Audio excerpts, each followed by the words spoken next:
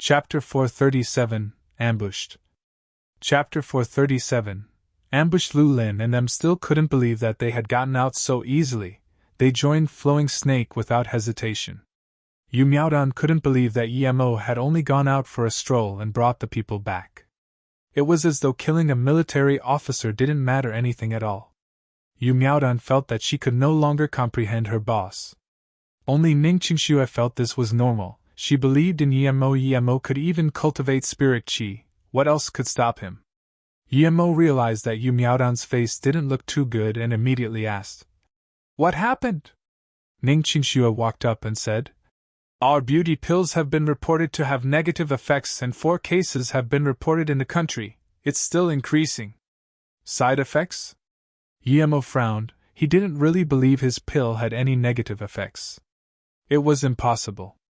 Although they weren't real pills, it was still the result of thousands of years of improvement on the Luoyu continent. How could there be negative effects? Someone was ambushing Luoyu. This was Yemo's only thought. He was sure of it. Yemo sneered. "You can't beat us overly, so you use subvert means. Okay, I'll make those schemes fail as well." "Sister Yu, who is ambushing our company?" Yemo asked.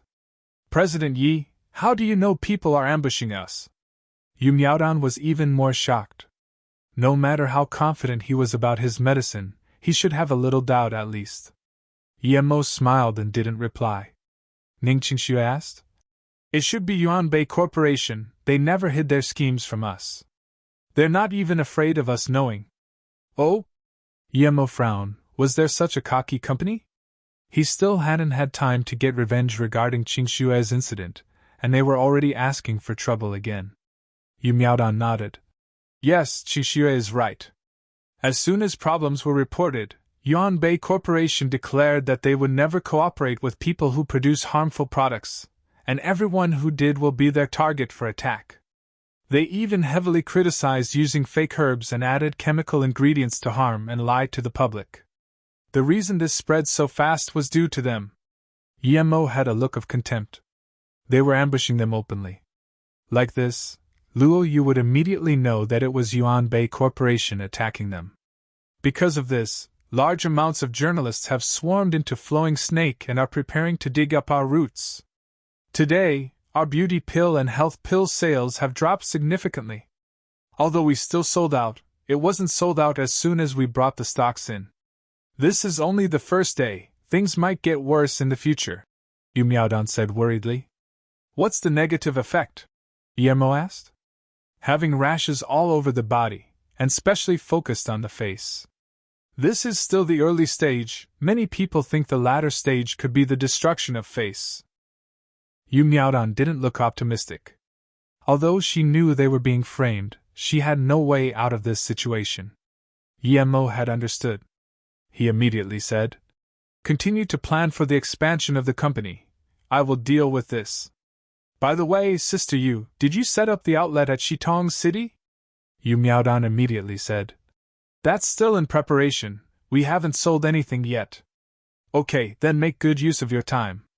Guiqi, Fang Wei and Lu Lin will be our men from now. Let them be responsible for the construction of Flowing Snake and its safety. Let Yang Jiu and Fang Nen assist them for now," Yemo said, and then turned to Lu Lin. "When Su Yuehua comes to Flowing Snake, she will be your responsibility." Then Yemo said to Yemo, "Help me find a high-definition camera. I'm going to Hefeng. I want to see how capable the Yuanbei Corporation is." Then Yemo seemed to have thought of something and asked, "Do we have someone to go to Lu Se in Vietnam to discuss about the land?" Yu Miaodan immediately nodded. "As soon as our meeting is over, I will send people over." Yu Miaodan was also very worried about that. With her reply, Yemo felt assured. After these things were decided, Yemo went out to Flowing Snake. With the pursuit of Fang Nan and Yang Jiu, the situation was getting better. Although there were still all sorts of people there was no longer coerced business. A broken sword? Yemo stopped. It was a stall. The man who owned the stall was a man in his 30s. He had no power, but he had a faint sense of earth on him. He was probably a tomb raider. There were some antiques and jewelry on the ground, but what attracted Yimo's attention was that broken sword. Yimo knew this broken sword because it was him who broke it. When he first made his flying sword at Wuliang Mountain, he had met Zhang Zhihui and broke his sword. The broken sword was Zhang Zhihui's.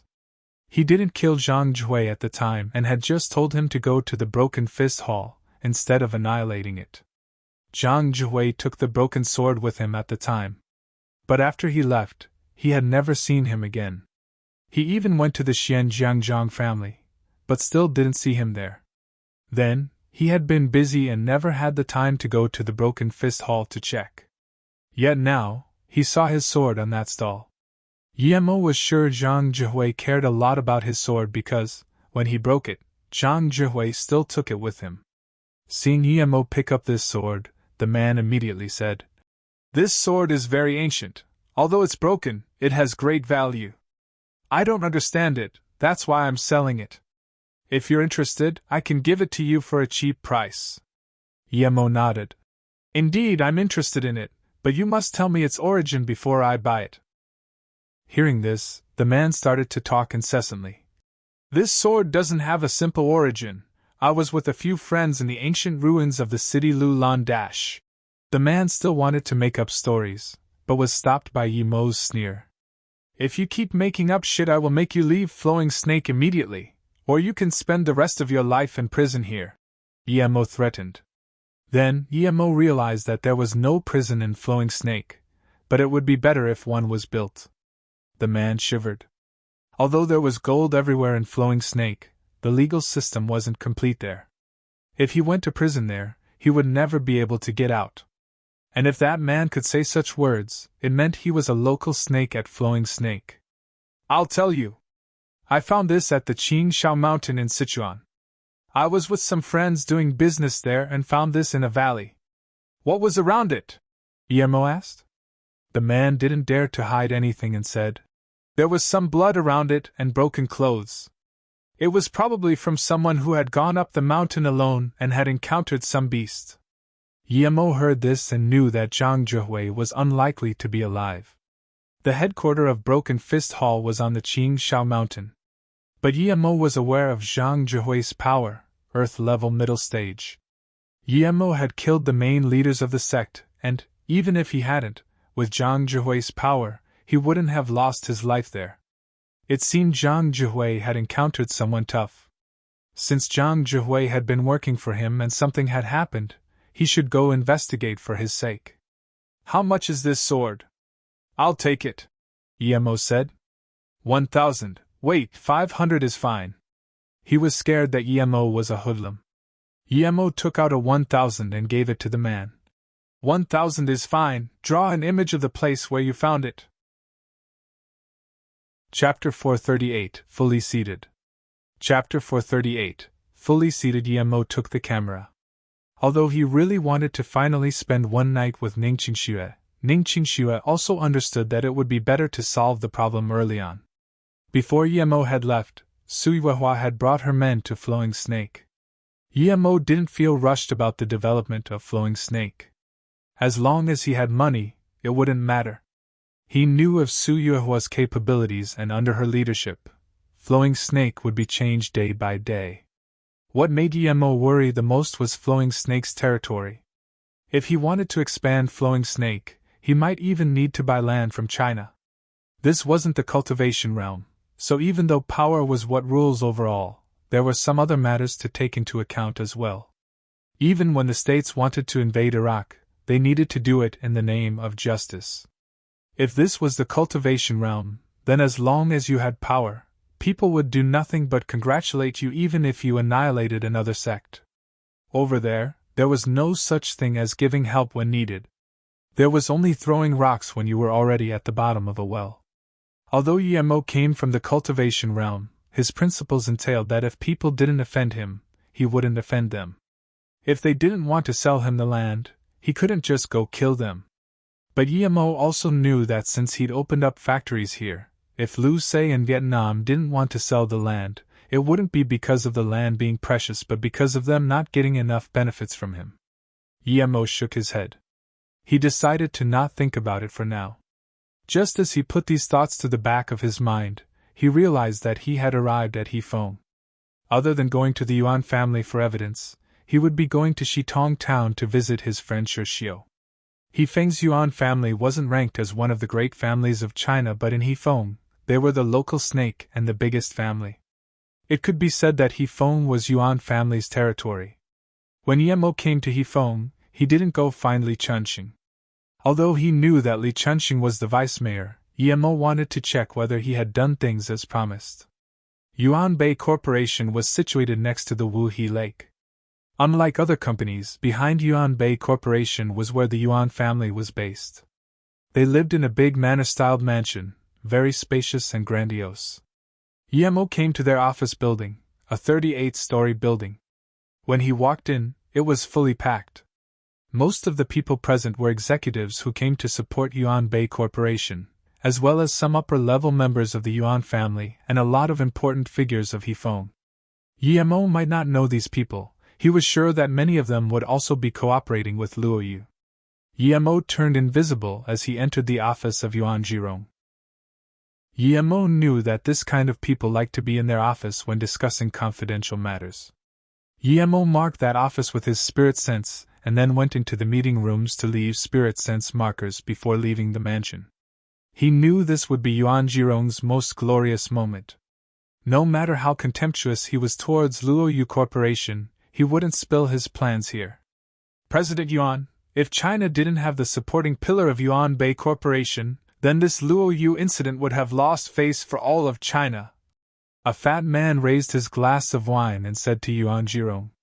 Yuan Jirong laughed. Haha, let's not discuss other companies today.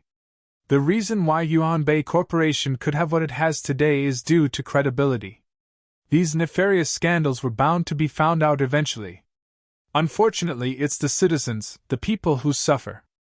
Of course, Mayor Niu has been a constant support for us Yuan Bay Pharmaceuticals as well as a constant support for the people. Cheers, Mayor Niu! Then, Yuan Shibei raised his cup to another middle-aged man. The man replied with a sigh. President Yuan Bei, you're being too polite. The reason why our Hefeng's finances can keep rising is all thanks to the support of Yuan Bay Corporation. A big pharmaceutical corporation takes many years of development to start up. Pity that many of our officials only look at the short-term benefits, and don't take the long-term developments into consideration, nor do they consider the safety of our people. I agree to Mayor Niu's words. Although these words are very sharp, but what's up with Vice Mayor Li Chunxing wanting to bring in Luo Yu as soon as he came? Although he's doing this for the development of Hefeng's finances, I don't feel like Luo Yu is trustworthy.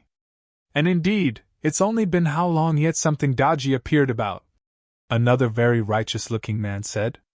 At this moment, Mayor Niu raised his cup and said, Old Lu is a straightforward person. Today is President Yuan's family gathering, so let's not talk about politics. Drink, drink. Everyone grabbed their glasses and drank everything. The atmosphere grew vibrant on the tables. Yemo found a bar and kept his spirit sense on his spirit sense markers. If someone touched them, he would know. He believed that Yuan Jirong wouldn't just simply find so many people to drink with tonight for no reason. These people were all those loyal to Yuan Jirong. After drinking, they would talk about important matters. Sir, may I ask what you would like? A hot bar girl walked up to Yemo's seat and asked seductively. Anything will do. Yemo waved his hand. Huh! The girl was dazed. Anything? There were hundreds of wines in their bar, and their price difference was very high. This made things hard for her. I'll have 2 cups of blue flower blue leaf wine. Make it my count. A woman in her 30s walked up to the bar and sat next to Yemo. Blue flower blue leaf wine? Yemo was stunned. Hearing the woman's words, the bar girl immediately nodded and left. She knew this woman, of course. Everyone at the bar called her Sister Ing. She was the one who had brought the blue flower blue leaf wine idea to their bar. She had brought the main ingredients for the wine, but not many people knew about it, so there weren't many sales. For the sales to get better, she stayed at the bar to sell the blue flower blue leaf wine. Hearing the woman's words, The bargirl immediately nodded and left. She knew this woman, of course. Everyone at the bar called her Sistering. She was the one who had brought the blue flower blue leaf wine idea to their bar. She had brought the main ingredients for the wine, but not many people knew about it, so there weren't many sales. For the sales to get better, she stayed at the bar to sell the blue flower blue leaf wine. Her way of promoting the wine was different to others, perhaps even strange. She would only promote it to strangers, she never promoted it to people she knew.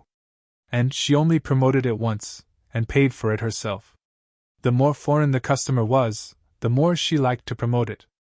But she would never promote it again to the same person, no matter what. And she didn't pay for every customer, she only paid for a rare few. For most of them, she would just say, "Would you like a cup of blue flower blue leaf wine? It's not bad." Her strategy was too simple. The boss of the bar had told her many times that this way of promoting wasn't good. Even if there were interested customers, they would be put off by her coldness. Despite so, she still promoted her wine to strangers every day. To her, it seemed that the first cup was what was truly important. She never cared about whether the customer would come back for it or not. With this kind of advertising, the wine did get better sales, but it was only because the color of the wine was good. If the wine hadn't been advertised by her, perhaps the bar would have rejected it. "Blue flower blue leaf wine?" Emo said subconsciously. He never thought there would be such a coincidence, a wine with the same name as the plant he grew.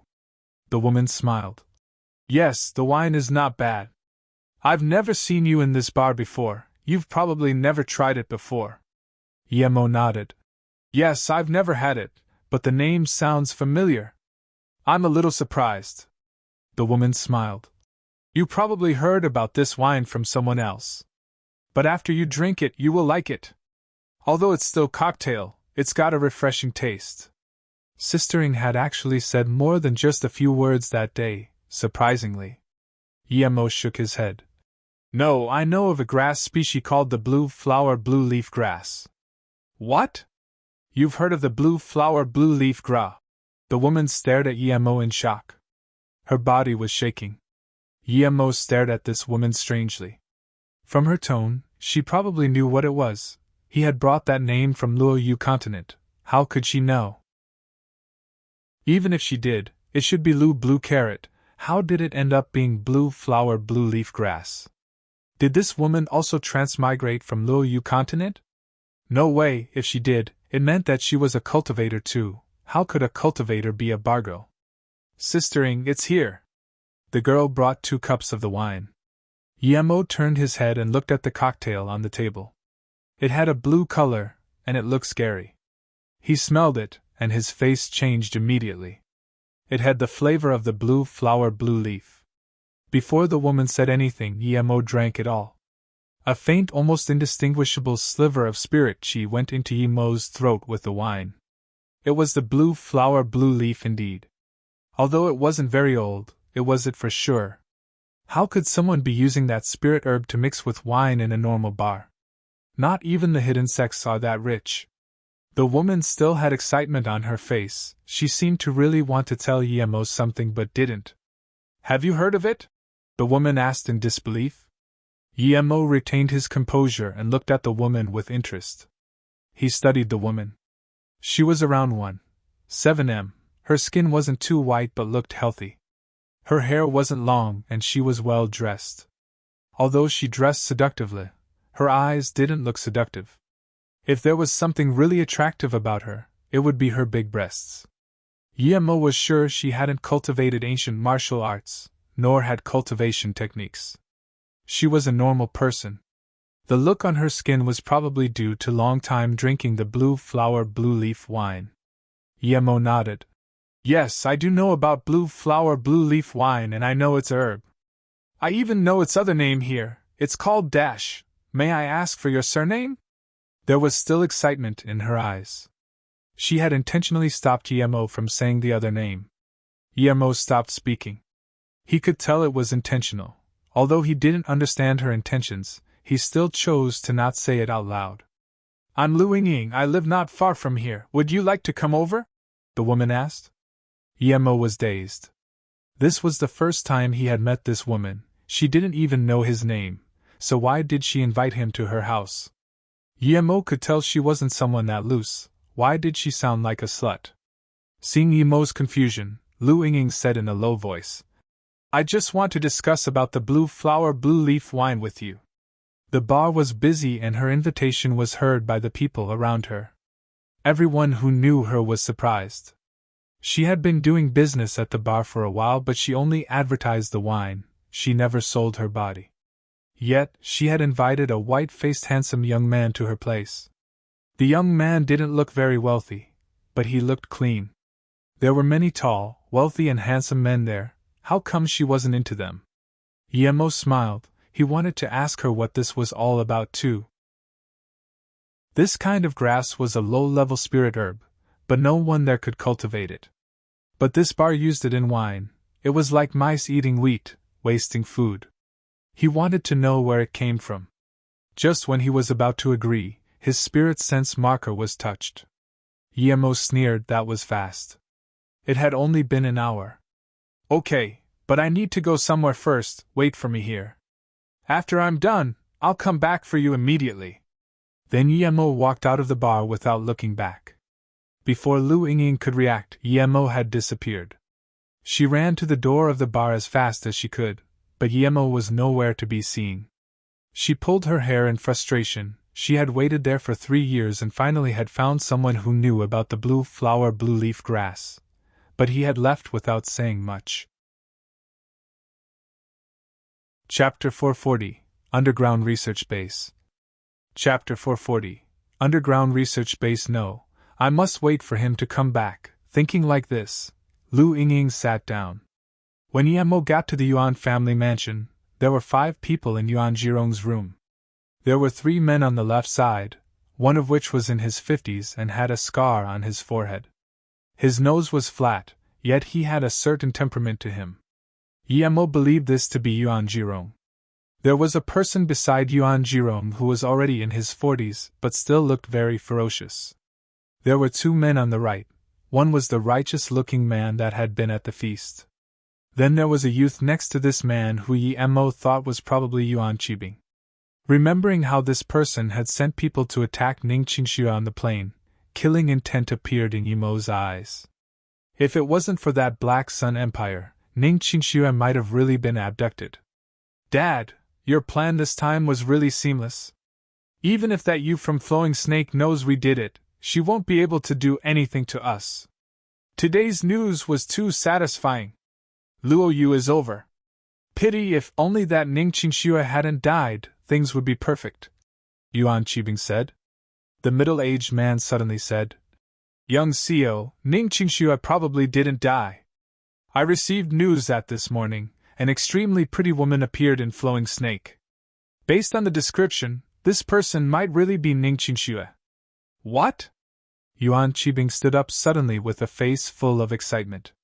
He only had the image of Ning Qingxue in his mind. Everything else didn't matter. A moment later, Yuan Qibing asked desperately, Uncle Ping, do you have her picture? Show me quick. The man replied. No picture. Someone just happened to see her from a great distance, and didn't have time to take a picture before the woman went inside. She never came back out. But apparently that woman's husband also appeared in Flowing Snake, and he seems to be a higher-up of Luo Yu. Yuan Qibing was a bit dazed before clenching his teeth. No wonder Fei Yu was able to be chosen. I have to let that man watch on as I torture his woman. Yuan Qibing quickly stopped though, as he saw his father sitting in front of him and felt that he'd let loose too much. Yuan Jirong scanned Yuan Qibing and said, Put this thing aside. Women are just an extra compared to your career. If you can't even control this, how can I feel assured handing over Yuan Bei Corporation to you? If that woman was indeed Ning Qingxue, we must not touch her. The entire plane went missing, yet she is the only one that's fine. There must be a lot of people looking for her. Not to mention, Luo Yu is far from over yet. Yes, father, I know. Yuan Qibing returned to being calm and acknowledged guiltily. Yuan Jirong ignored Yuan Qibing's reaction and said to the middle-aged man, Wei Ping, I know you just came back, but please report Flowing Snake's reaction nonetheless. By the way, when you did it, did you do it cleanly? Yes, President. The man answered and spoke immediately. This time, I targeted 10 customers who bought the beauty pill and the health pill, with 6 of them having bought the beauty pill. After they ate one pill, I inserted some blood-melting serum into the other pills.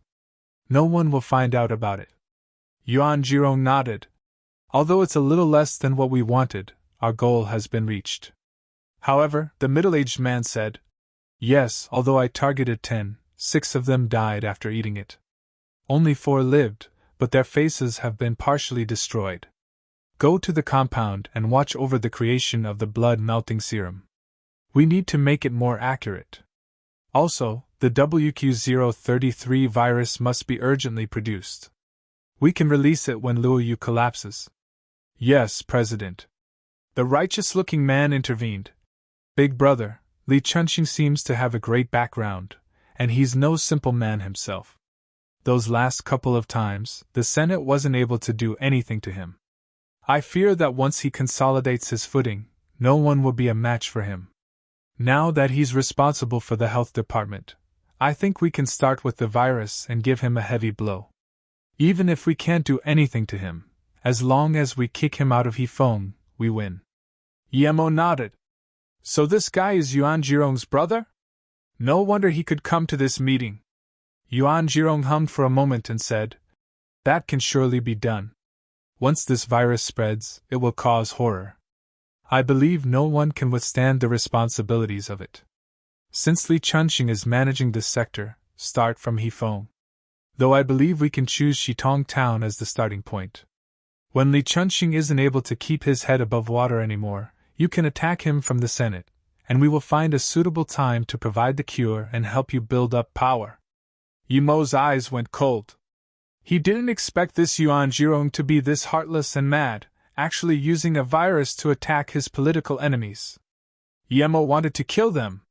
But even if he did, it would be of no benefit to Luoyu, and the people outside would suspect them. Since he was going to attack, he would be completely destroying the Yuan family. Since we're going to attack, we need to kill them in one blow. Wei Ping, watch Luoyu closely. I believe that tomorrow morning, they will have someone give a talk. Before it's safe and clear, don't make any moves. Recently, Luoyu seems to have been much more strict. You need to remind our men to be careful. Yuan Jirong said. I know, President. Wei Ping nodded seriously. Big brother, when I go back, I will have the city government make a notice prohibiting the purchase of any of Luoyu's products. Then, I will ask Mayor Niu to hold a press conference. Okay, this will be the end of today's meeting. We'll discuss our next move after seeing how Luoyu reacts. Chan Hui, you're Hefeng's vice mayor. No one knows that you're from the Yuan family so far, so don't come here unless there are special circumstances. Yuan Jirong nodded and reminded. Seeing them leave, Yemo sneered and packed away his camera. Other than that Wei Ping who was near the yellow level, all of them were ordinary people. Yemo had decided to go to their factory to take a look first, but before he did, he took out a needle and shot it into Yuan Qibing's forehead. Yuan Qibing stumbled and was held up by Wei Ping, who asked, What happened to you? Yuan Qibing shook his head. Nothing, I'm just feeling a little dizzy. It's fine now. Yuan Jirong reproached. You're this young, and you're feeling dizzy. Binger, I hold you in high regards, but I want you to start putting your focus on the company and not on women. Yemo didn't want to listen anymore. He searched with his spirit sense and soon found a production factory outside the manor. The entrance was in a well. Yemo used his camera to take pics as he jumped down. Although there were many alarms, they might as well have been just for show in front of Yemo. The underground base was very big. Yemo suspected whether the Yuan family had even made it themselves. It was very spacious, with tens of men in blue uniforms checking bottles of serums. Looking at their white pale skin, it was obvious that they hadn't seen any sunlight for a long time. Yemo immediately took out his camera to take pictures. It took only a few minutes before Yuan Jirong came down with that middle-aged man. As soon as he came, A researcher started to explain the progress to him. He had to admit that these facilities were very secretive. It would be almost impossible for others to take pictures of this. Pity that Yuan Jirong had encountered a cultivator. Although Yemo had already come out of the underground room, he had to commend Yuan Jirong for his cruelty. Not only had he built the base underground, he also had planted 7 or 8 bombs. Although Yemo had already come out of the underground room, he had to commend Yuan Jirong for his cruelty. Not only had he built the base underground, he also had planted 7 or 8 bombs. This wasn't the first time Yemo had to deal with bombs. Yemo was going to dig them all out and bury them around their mansion. The mansion probably cost around a few $100 million to have it built. He wondered what Yuan Jirong would feel when he pressed the button, and his own mansion was blown away. Although Yemo also wanted to place a few at their office building, but he thought that would cost the life of a lot of innocent people, so he stopped that thought. Yemo shook his head. He wasn't cruel enough.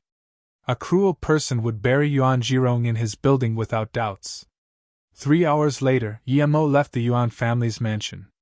Luo Xing was a bartender. He knew Sister Ing. He usually worked from 10 p.m. to 2 a.m. Although Sister Ing was a promoter, she never stayed over 10 p.m. at the bar. But that day it was already morning and she was still there. She didn't try to promote her wine, she just sat nervously at the table as though she was waiting for someone. "Io, isn't this Sister Ing? How come you still haven't finished work by now?" A casual voice sounded. A young man in his 20s walked to Lu Ying and sat down beside her. There were 2 other young men with him, but when they saw the young man sit next to Lu Ying, they sat on a different table. Lu Ying frowned. She knew that young man. He had kept pestering her for more than once. She never gave him any chance because she finished work at 10 p.m. every day. "Let's have 2 cups of blue flower blue leaf wine, on me this time," the young man said. Lu Ying said coldly. "Gu Chong, I don't want to drink with you, move aside." The young man smiled. "Sister Ing, I'm helping you do business. Is this how you treat someone who helps your business?" Lu Ying stood up as though she hadn't heard him, and tried to sit somewhere else. She knew Gu Chong was an overlord there, but she also knew what to do and rarely messed with him. He usually came to the bar at after 11, and she left earlier. If it had been another time, she would have had a drink, but this time, she was annoyed and desperately wanted to see Yemo. She wasn't in the mood to waste time with Gu Chong. Brother Gu treated you for drink and is advertising for you, but you treat him with this attitude. How can you be like this, Sister Ing?" The 2 young men got on Lu Ying's way. Gu Chong's expression sunk. Usually, when he saw that woman and messed with her, she never dared to speak up. Had she taken the wrong medicine that day? Lu Ying had been listed as one of his women ages ago. Although she wasn't some rare beauty, she wasn't ugly. Her main attractive was her chest. It was too enticing. However, Gu Chong rarely came to the bar before 10, so he forgot about that woman most of the time. He didn't lack women. For him, if he could have a wealthy girl, he would take her. But sometimes, it was another kind of fun playing with a bargirl. Lu Ying's face looked bad. She knew what she had done just then wasn't too good, but she was too excited. "Sorry, young Master Gu, I wasn't in a good mood. I will apologize, this shot will be on me." Then she drank a cup. Gu Chong laughed. "That's how it should be, but—" Then, Gu Chong signaled his 2 lackeys. The young man who had stopped her raised his thumb. "Sister Ing is really understanding, but today you've made our brother Gu angry. Brother Gu is magnanimous, but don't you think you need to give him something in return? What else do you want?" Lu Ying's face didn't change. She had seen this in the bar too often. If he was going to continue pressuring her, she wouldn't retreat anymore. The more you back down, the more cocky these people got. "What do we want to do?" "Sister Ing, Brother Gu admires you, so, today you will have to stay with him. From now on, your business will be handled by Brother Gu," one of the young men said. Lu Ying's face changed and immediately said, "Keep dreaming." Gu Chong sneered. "You're asking for it." As soon as Gu Chong said this, the young rose his hand to slap Lu Yingying. Lu Yingying had been using the blue flower blue leaf wine for a long time and, although she hadn't cultivated, she was agile. Before the young man could slap her, she blocked it subconsciously. However, the young man's strength was great, and she still stumbled and fell into a seat. Luo Xing was worried, but he knew that he couldn't defend Gu Chong. But before he could call the police, he was stopped. Boss! Luo Xing hadn't expected his boss to stop him. Luo Xing, I know what you're thinking, but Gu Chong isn't someone we can offend. If you call the police, he will still be fine, but you would be in trouble and I would be involved. Sai Lu Yingying is unlucky today. Furthermore, being in this profession, you would come across this one way or another. The middle-aged man sighed. Many people saw the scene, but no one came to help. Lu Yingying had a sliver of desperation in her eyes. She looked at Gu Chong and said, Young Master Gu, I agree to what you want, but just give me one night. I'm seeing a friend tonight, I will stay with you tomorrow. Gu Chong laughed. Although you're not some teenage virgin, you must go in bed with someone else after me. You're called Gu Qiang. A plain voice sounded. Lu Yingying had excitement flash across her eyes.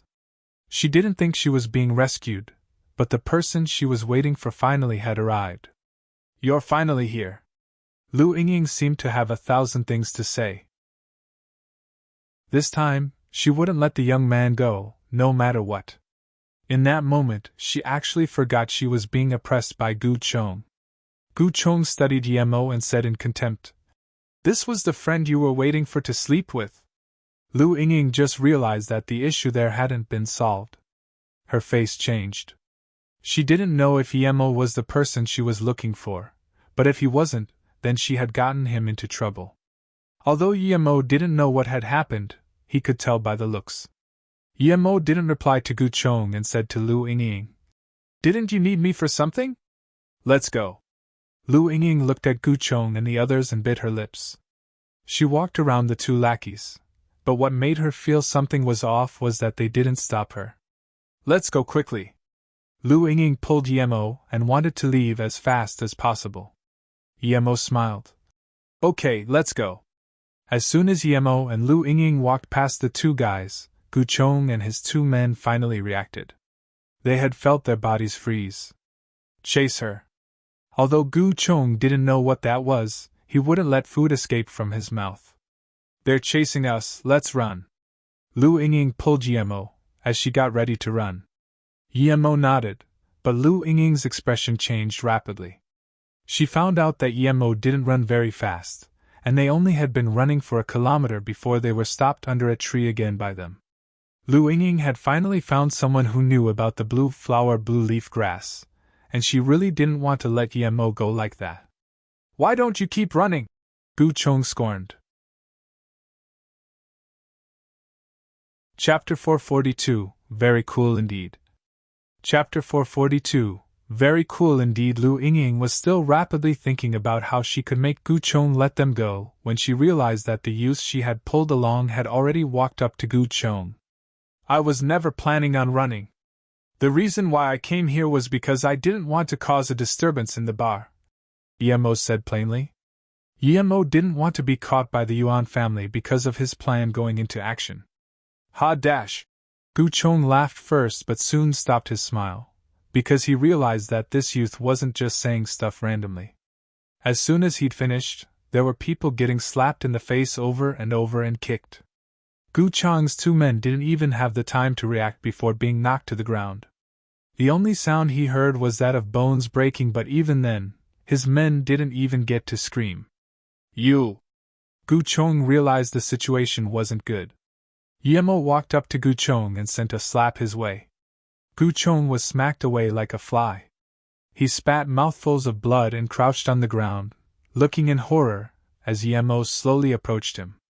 My brother-in-law is Hefeng Police Department's vice chief. You can't do anything to me dash. Before Gu Chong could even finish, Yemo slapped again with multiple teeth falling out of Gu Chong's mouth. At this moment, he realized that his brother-in-law would be of no use as a backup. His two men were laying still on the ground, and it was unknown whether they were dead or alive. If this person had really just killed those three. Gu Chong shivered. If he were to be killed, then no matter what his sister did to get avenge him, he wouldn't be able to come back to life. Don't hit me, I can give you a lot of money, I can make you a major government official of Hifeng.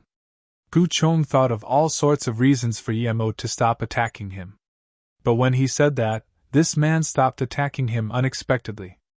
Yemo took back the leg he was about to kick Gu Chong with and looked at him coldly. Your brother-in-law is just a police chief, a vice chief at that. How can he give me a major government official position? Gu Chong breathed easy. Although he was beaten quite heavily, it was good that he could bargain with this person. As long as he agreed, Gu Chong had ways to deal with him. Thinking about this, Gu Chong wanted to trick Yemo. Yemo was far above the level of Gu Chong. He could see what Gu Chong was thinking just by looking into his eyes. Yemo couldn't even be bothered to talk and just kicked, breaking Gu Chong's arm. Gu Chong's soul was about to be blown away due to fear. He knew that this person really had the guts to kill him. He no longer dared to make up stories and said, I really do have a way. I have evidence against Mayor Nyo which I can blackmail him with. If you use this to threaten him, he will agree to you for sure. Yemo thought, Mayor Nyo? This must be that half-bald guy he had seen. How could someone like Gu Chong have evidence against him? Thinking about this, Yemo questioned in contempt. Who do you think you are? How can you have evidence against him? Seeing Yemo's doubt, Gu Chong quickly said, Big brother, I really do. I got this from my brother-in-law. He has worked for Mayor Nyo, and every time he did, he would keep evidence in his diary. Once, I went to my brother-in-law's house and found it on his computer, after which I copied it secretly. As long as Big Brother has mercy on me, I can give these to you. A mayor's secret could be caught by a vice chief of the police? This must be something not all too important. Gu Chong thought about how his 2 men had been killed before, and he just wanted Yemo to let him live. Seeing that Yemo was still doubting him, he immediately continued. It's because I knew that my brother-in-law has a computer that never connects to the internet. Every time he used the computer, he would turn it off. I figured this computer had to have secrets on it, so while he went to the toilet, I sneaked into his room and copied the files that were on it. Yemo sneered and stood on Gu Chong's broken hand, saying, Your eyes are dodging mine, which means you're lying. Don't blame me for not giving you a chance. You can be on your way now. Having declared that, Yemo was going to kick Gu Chong. Gu Chong saw with his own eyes how Yemo killed his 2 men with a kick. How could he let Yemo kick him? He quickly called out, Big brother, I'll tell you, my sister told me to do it. She thought my brother-in-law was going to divorce her, so she wanted to use this against him. I'm really telling the truth this time. Lu Yingying stood frozen by the side. She didn't expect this youth to be this strong. What shocked her even more was his cruelty. Had he really killed? Those 2 still hadn't moved up until now. Yemo sneered, not saying a word. Suddenly, a dagger appeared in his hand, reflecting the moonlight from under the tree, giving the dagger a frosty glow. Gu Chong forgot that Yemo didn't need a weapon to kill him. He thought Yemo was going to kill him and screamed, Big brother, I still haven't given the evidence to you, so don't kill me. That evidence is about Mayor Nyo. It has his records of being bribed and political misconducts. Seeing that Yemo didn't move, Gu Chong quickly continued. A year ago, the water storage of Shitong town was broken by the water due to trashy construction which flooded many villages. That was all because of him. Yemo immediately remembered Shirshio telling him how he'd saved some people in a flood. Was that then? Keep talking. Yemo held some interest, since it involved Shirshio. Seeing Yemo finally have some interest, Gu Chong quickly said, The mayor of Shitong town had great dreams. When he first came, he wanted to make Shitong into a touristic area. He used his connections to get 60 million worth of funds to build a meadow-like dam for water storage and move the villagers from downstream away. Because this fund had to go through the city, Mayor Nyo took 50 million from the sum and only gave a few million. He even sent a few people to monitor the progress, and at that time, Soo-hung happened to be hospitalized due to an illness. Thus, this dam building was supervised by another mayor and the people Mayor Nyo had sent. Noticing how Yemo was listening intently, Gu Chong further explained with increased vigor. Mayor Nyo used the money for a holiday in the U.S. He even brought a gambling master along, but he lost all the money in Las Vegas. Yemo finally understood. Mayor Nyo wanted to earn from that money yet lost everything. A dam built with a few million, no wonder it was a garbage construction. Because there were no more funds to build the dam, it could only be finished in a rush. When Soo-hung came out of the hospital, there was a thunderstorm before he could check the construction. The rain with the blood blew the dam apart, and Mayor Nyo blamed all of that on Soo-hung and the assistant he had sent. They later committed suicide. Gu Chong said this and looked at Yemo carefully. He didn't know if this would be enough to save his life. Yemo sneered. Committed suicide? Soo-hung knew he had been set up. He would never commit suicide. The timing of Soo-hung going into the hospital was too coincidental. Nyo Manjing managed to cover all this up? He was quite capable. Seeing Yemo's continued silence, Gu Chong quickly added, 4 years ago, at the Yuanbei Lu food poisoning incident, 43 workers died. This was also suppressed by Mayor Nyo, who at the time was only a vice mayor. Seeing Yemo's continued silence, Gu Chong quickly added, 4 years ago, at the Yuanbei Lu food poisoning incident, 43 workers died. This was also suppressed by Mayor Nyo, who at the time was only a vice mayor. Even that could be suppressed? With modern-day technology, you'd have to be very capable for that. This was different from Yemo's slaughter in the hidden sections. No matter how many people died in the hidden sects, no government would care. However, Yemo wouldn't have expected something to the extent of a food poisoning incident to have been covered up. Gu Chong said. These were homeless people the Yuan family had found from all over the place. So when the incident happened, it didn't matter much. Many people never even heard about it. No wonder. Yemo thought.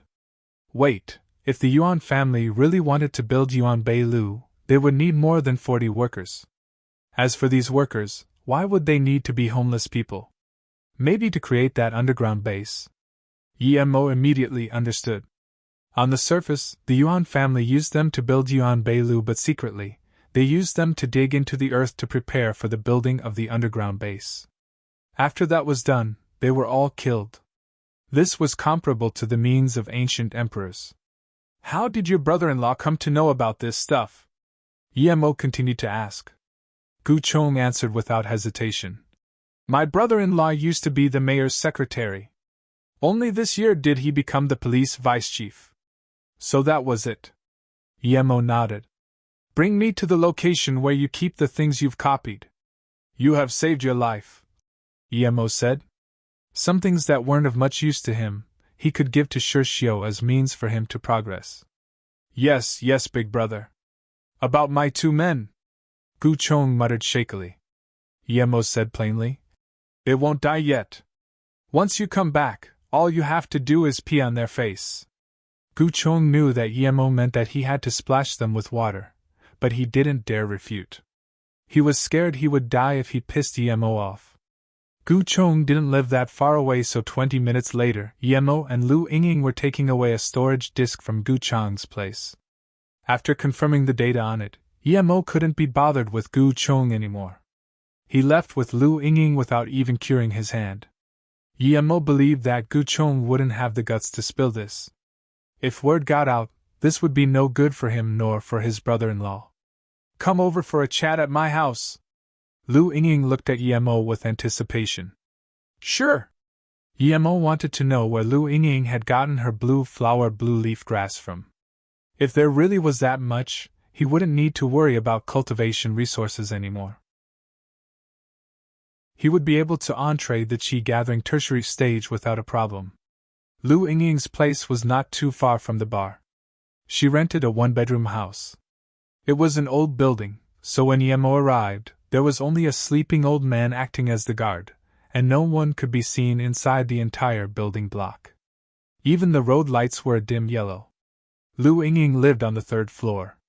When Emo entered the room after her, he found the lighting was very bad there. Luckily they were on the 3rd floor. If it had been the 1st or 2nd floor, there would have probably been a musty smell too. Emo sat down in the living room as Lu Yingying poured him a drink. Emo could tell the drink contained blue flower blue leaf grass, but it was a pity that it had no use for Emo as the herb didn't even have a single flower. Although Emo was disappointed, he didn't speak up. He knew that since Lu Yingying had brought him here, it had to be because of the blue flower blue leaf grass. There was no need for him to ask anything before Lu Yingying started to speak. Lu Yingying also poured herself something and sat down facing Emo. Then, she asked shakily, "So, since you know it's herb, then are you a cultivator?" Emo thought for a moment. The term cultivator was a very ambiguous word.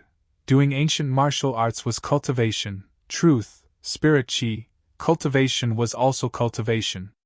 Since she had asked the question in this way, it meant that she didn't understand cultivation. Emo didn't explain the difference and nodded. "Yes, I am." Lu Yingying heard this reply and almost tipped over her drink. She suddenly stood up and knelt down in front of Emo. Just as Emo was feeling strange, Lu Yingying begged with a crying voice, "Please help me, Qianbei." Emo frowned and said coldly, "If there is anything you want to ask, sit down and speak. I have something to ask you too, but if you keep kneeling down, then sorry, but I'll be leaving." Lu Yingying quickly got up and sat back in her seat. She wiped her eyes and said, "My family comes from a small, far-off village in Jing City, but my parents were never there. I used to live with my younger brother and my grandfather. My grandfather managed to become a doctor of Chinese medicine, because he had been taught by a master and obtained some recipes and a method for cultivating herbs." "A herb cultivation method?" Emo immediately thought of the blue flower blue leaf grass, but that needed a certain amount of spirit chi to be able to survive. Even in the wild it had to grow in places containing spirit chi. Although he could tell Lu Yingying's herb didn't even have a single flower, if she had grown it herself, that would be astonishing enough. Lu Yingying continued, "This recipe is the heart protection serum, and it requires tens of different herbs, being very complicated to make. Blue flower blue leaf grass is one of the main ingredients." 4 years ago, a man in his 50s and a man in his 40s came to my grandpa to buy the serum. My grandpa rejected them, but what we didn't expect was that they would be so heartless. They killed my grandpa, killed my brother, and took our ancestral recipe. Emo sighed. Lu Yingying was quite pitiful. Lu Yingying bit her teeth as she continued. The dogs barking let the people in the village know and frightened the two away. When I got back, it was clear my grandpa wasn't going to make it.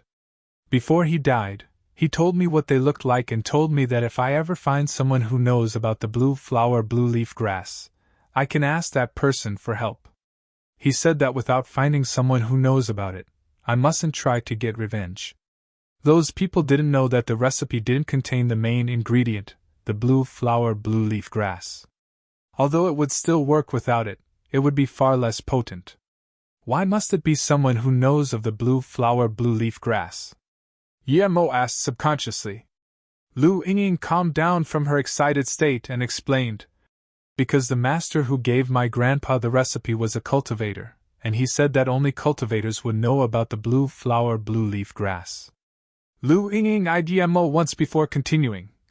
3 years ago, the Yuanbei Corporation's heart safety serum entered the market and became their top product. Only then did I finally find out it was the Yuan family who had stolen it. I then chose to stay in Hefeng, in the bar closest to the Yuan family, advertising the blue flower blue leaf wine. I wanted to attract someone who knew about the blue flower blue leaf grass and find a way to kill Yuan Jiro. But in these 3 years, I haven't found anyone, nor have I had a chance to kill Yuan Jiro. In my moment of desperation, I met you. My grandpa said that if I encounter a cultivator who knows about the blue flower blue leaf grass, I may give him the cultivation method and ask him to get revenge for us. After saying this, Lu Yingying walked to a cabin and opened it, taking out a disc-shaped thing from it. This is what cultivates the blue flower blue leaf grass. You only need to plant the seed in an environment with fresh air and put the disc next to the seed. After that, the herb can live. Formation disc? Emo took it and almost screamed. He was actually seeing a formation disc on Earth. Formation disc? Emo took it and almost screamed. He was actually seeing a formation disc on Earth. It was a spirit-gathering formation disc. Were there really actual cultivators there? Was it someone like him, who had transmigrated from the cultivation realm? Or was it someone from the hidden sects that could make these formation discs? There was starting energy in the disc, but he didn't know if it was spirit stones because it was almost out. It was a pity, the starting energy had almost run out. When it was all gone, it would be useless if there was no spirit stones. It was simple to make a formation disc like that one, but the main thing was the driving energy, whether it was essential chi or spirit stones. This was very important to Emo comparatively. This formation disc was worth nothing, because Emo could make it himself if he had the materials. Moreover, he didn't need a formation disc to make formations. It seemed that the cultivators there were as simple as he had thought. Lu Yingying looked worriedly as she saw Emo get lost in his thoughts, staring at the disc. She didn't know if Emo would attack her because of it. Seeing Lu Yingying's worried expression, Emo smiled faintly. "This disc has no use for me, you can keep it." Lu Yingying's expression changed, her heart sank. Her grandpa's words hadn't gotten true. Although she had waited at Hefeng for these years and had finally found someone who knew about the blue flower blue leaf grass, he wasn't interested in her price. Seeing her disappointed look, Emo smiled and said, "Don't worry about your revenge. I came to Hefeng this time also to get revenge from the Yuan family. I won't hide it from you. I'm the person responsible for Luo Yu and Flowing Snake. The beauty pill incident is due to the Yuan family. Do you think I will let them live? So, in at most a week, you will see them disappear from Hefeng. Are you the president of Luo Yu? Oh my God! The beauty pill and healthy pill are absurd, and you were the one who made them? When I saw that report on the negative effects, I knew it was someone trying to harm Luo Yu. It was so indeed." Lu Yingying stood up in joy. She was joyful because had Emo promised her to annihilate the Yuan family, but she was also joyful for meeting the creator of Luo Yu. He was a legendary figure. "So you don't need to worry. When the Yuan family is annihilated, you can also tell reporters about what they did to your family," Emo said. Lu Yingying bowed to Emo once again. "Thank you. If it wasn't for you, I may never be able to get revenge in my entire life." Emo nodded. "That disc will be of no use in a short time, so don't use it to cultivate blue flower blue leaf grass. The ones you cultivated didn't even have a single flower. Its medicinal value is very low." After Emo had left Lu Yingying's place, he decided to find a famous reporter to expose them, and then look for Shirshio. He was going to give his material to Shirshio, and make him go find Li Chunxing. This way, when Li Chunxing establishes his position in Hefeng, he would remember Shirshio's work.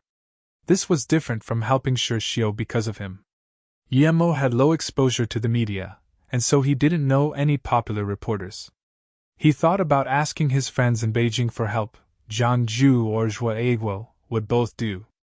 Thinking about Zhua Aiguo, Emo suddenly thought of Xiao Lei. With these thoughts, Emo took out Xiao Lei's business card. Since he knew Xiao Lei and she was a famous reporter in Beijing, he might as well call her.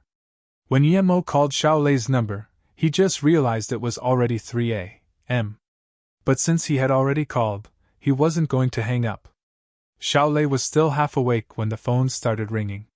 She couldn't who would calling her at that moment. Did that person have a problem? Xiao Lei had been working for the whole day and didn't get enough rest, so, of course, anyone would be annoyed at getting a call in her situation. Although she wanted to hang up, her professional behavior made her pick up. "Who is this?" Xiao Lei's tone wasn't nice. After all, it was very late. Emo knew Xiao Lei's character. If there were bombshell news, she would give that top priority, so he didn't mind her tone. I have big news here. Feng's mayor laundered tens of millions, and it resulted in a garbage construction that destroyed a few villages. A company is planning to spread a virus in order to promote its product. Journalist Xiao, are you interested in these news? Emo smiled. What? Xiao Lei was shocked by Emo's words. She had been a journalist for so many years, but this kind of news were rare, and it wasn't just one. Who are you? How do I know you're not lying? Xiao Lei retained her composure, and her tone turned cold. Emo smiled. We know each other, I wouldn't lie to you. Who are you? Xiao Lei thought Emo's voice was indeed familiar. Who was it? I'm Emo I dash. Before Emo could say where he was, the phone suddenly hung up. Xiao Lei was struck. The person who had called her was Emo, the man who she one-sidedly loved and had a wife. Why did he call her in the middle of the night? Did he use the news as an excuse? She couldn't believe so many things were happening at the same time. Xiao Lei's hand started to shake. Emo was asking her out in the middle of the night. She had been taken by surprise. When she finally reacted, she found out that her phone was on the ground. Before she could think twice, she dialed back, but she realized she couldn't reach him. She didn't know Emo's phone, and his number had a special contract. If he didn't set the number, other people can't call him. Out of battery? Emo said to himself and called again. Xiao Lei was worried and sweating when Emo called back again. She picked up as fast as she could and said, Emo, where are you? I'm at the Wuhe bar in Hefeng. I really need your help, these news are real. I need you to spread it as fast as you can, Emo said calmly, trying not to get her to misunderstand him. Is it really true? Xiao Lei calmed down. She realized she was thinking too much. Emo seemed to love Ning Qingxue a lot.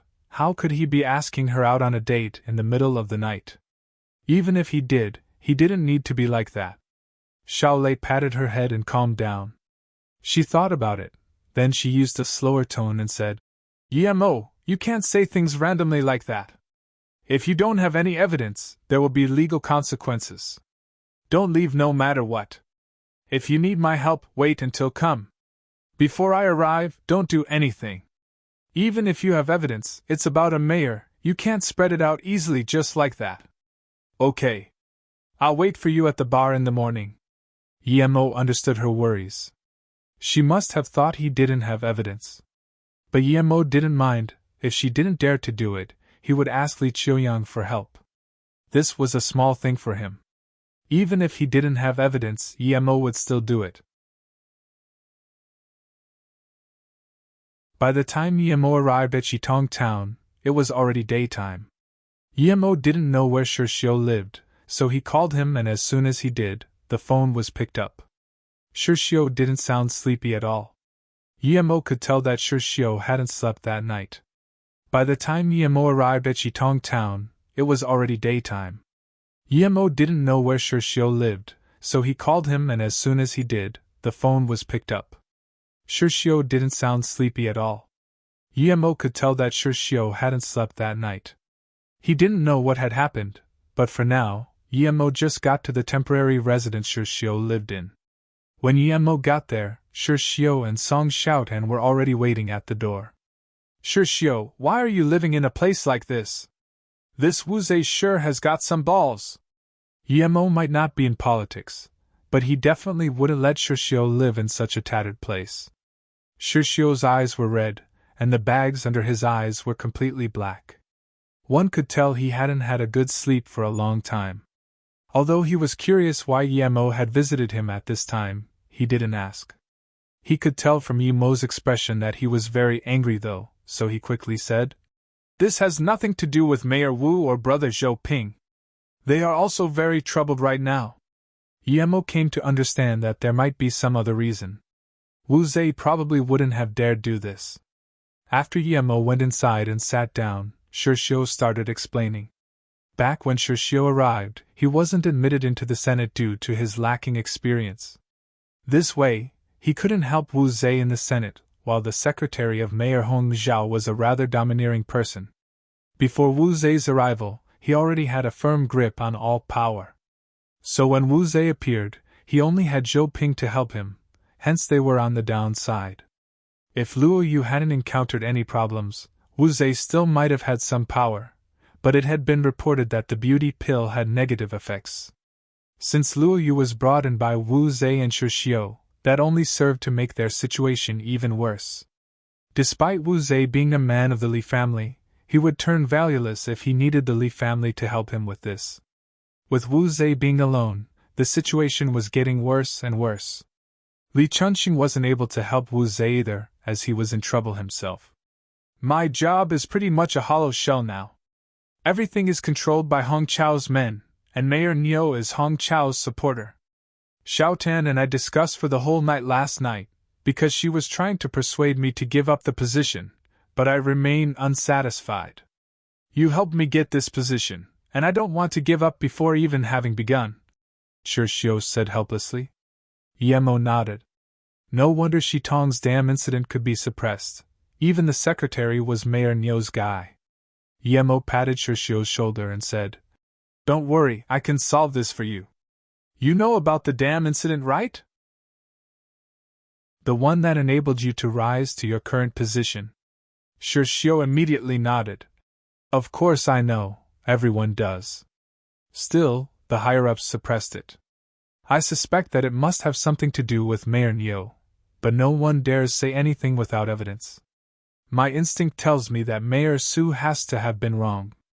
Yemo couldn't help but commend Shi Xiu's political instinct. Your suspicion is correct.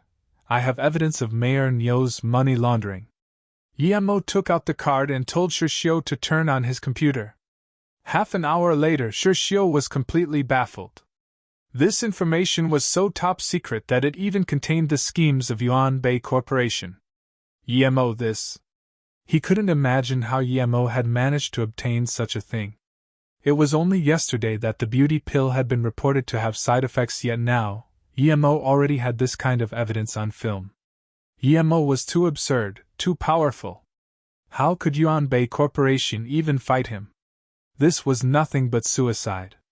Fighting Yemo was suicide indeed. Seeing this, Yemo patted Shi Xiu's shoulder and said, I copied the info to your computer, and you may use it as needed. If you can't rise up now, I won't help you anymore, and you can just help me over at Flowing Snake. Yemo, you are my best friend. Saying thank you is meaningless, but if I can't rise up from this, I might as well die. I will be going to Flowing Snake for sure. After I get my revenge, I will go. Although I like politics, Xiaotan doesn't, Shi Xiu said. Yemo nodded. Then what will you be doing next? I will notify Wu Zhe first, and then go find Mayor Li in Hefeng. He's been really troubled lately. If he can get his hands on this, he will know how to use it, Shi Xiu immediately said. He knew his power was too low, so giving it to Li Chunxing would maximize its potential. Okay. Yemo was happy with Shi Xiu's reply. It showed how mature he was now. Yemo called Yu Miaodan and sent over the video he'd recorded and told her that as soon as she got his call, she had to post this video on the official Luo Yu website. Yu Miaodan really couldn't believe that after Yemo went out for only one night he managed to get this evidence fresh from the press. The meeting had been recorded very clearly.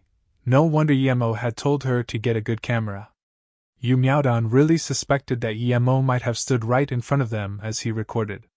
Regardless, with this recording, even if they didn't do anything, Luo Yu was safe. Yu Miaodan put aside her worries and felt greater respect for Yemo. She really wondered how he had done it. After Yemo sent Yu Miaodan the video, he immediately went to Hefeng with Shi Xiu.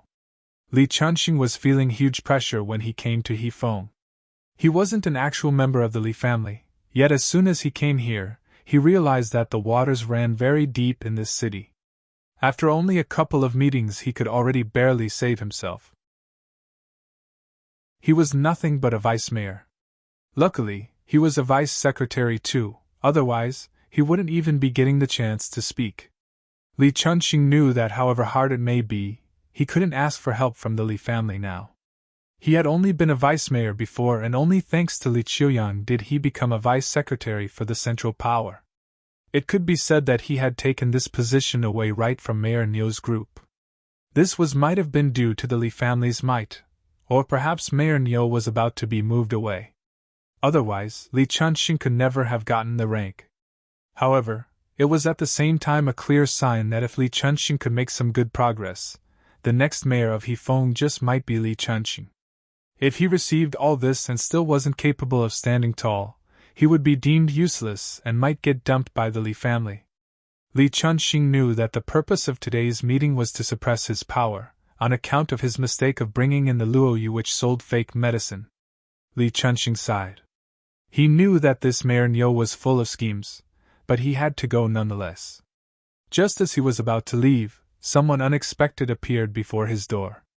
"Mayor Shi, how come you are here? Did something happen in Shitong?" Li Chunxing felt like this couldn't be good.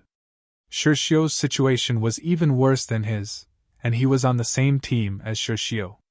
Something had to have gone wrong in Shitong for Shi Xiu to visit him. Hold on. Li Chunxing immediately saw that although Shi Xiu's eyes were red, his expression was one of excitement.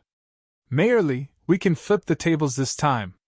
Shi Xiu could no longer contain his excitement. Li Chunxing's level of political awareness wasn't something Shi Xiu could compare with. He looked around carefully before calmly saying, "Shi Xiu, come inside and have a seat first." Then, Li Chunxing brought Shi Xiu in and closed the door. After looking at the video recording, Li Chunxing was frozen. After a while, he muttered to himself, "Amazing, amazing."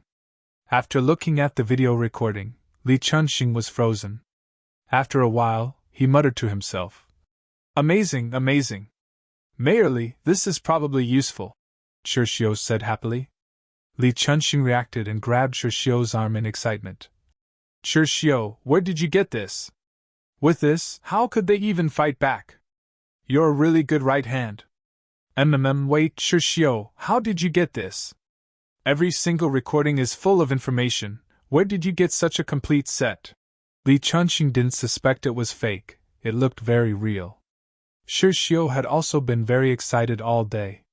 He pointed at the video of Yuan Jirong's room and said, "Of course it was young Master Mo."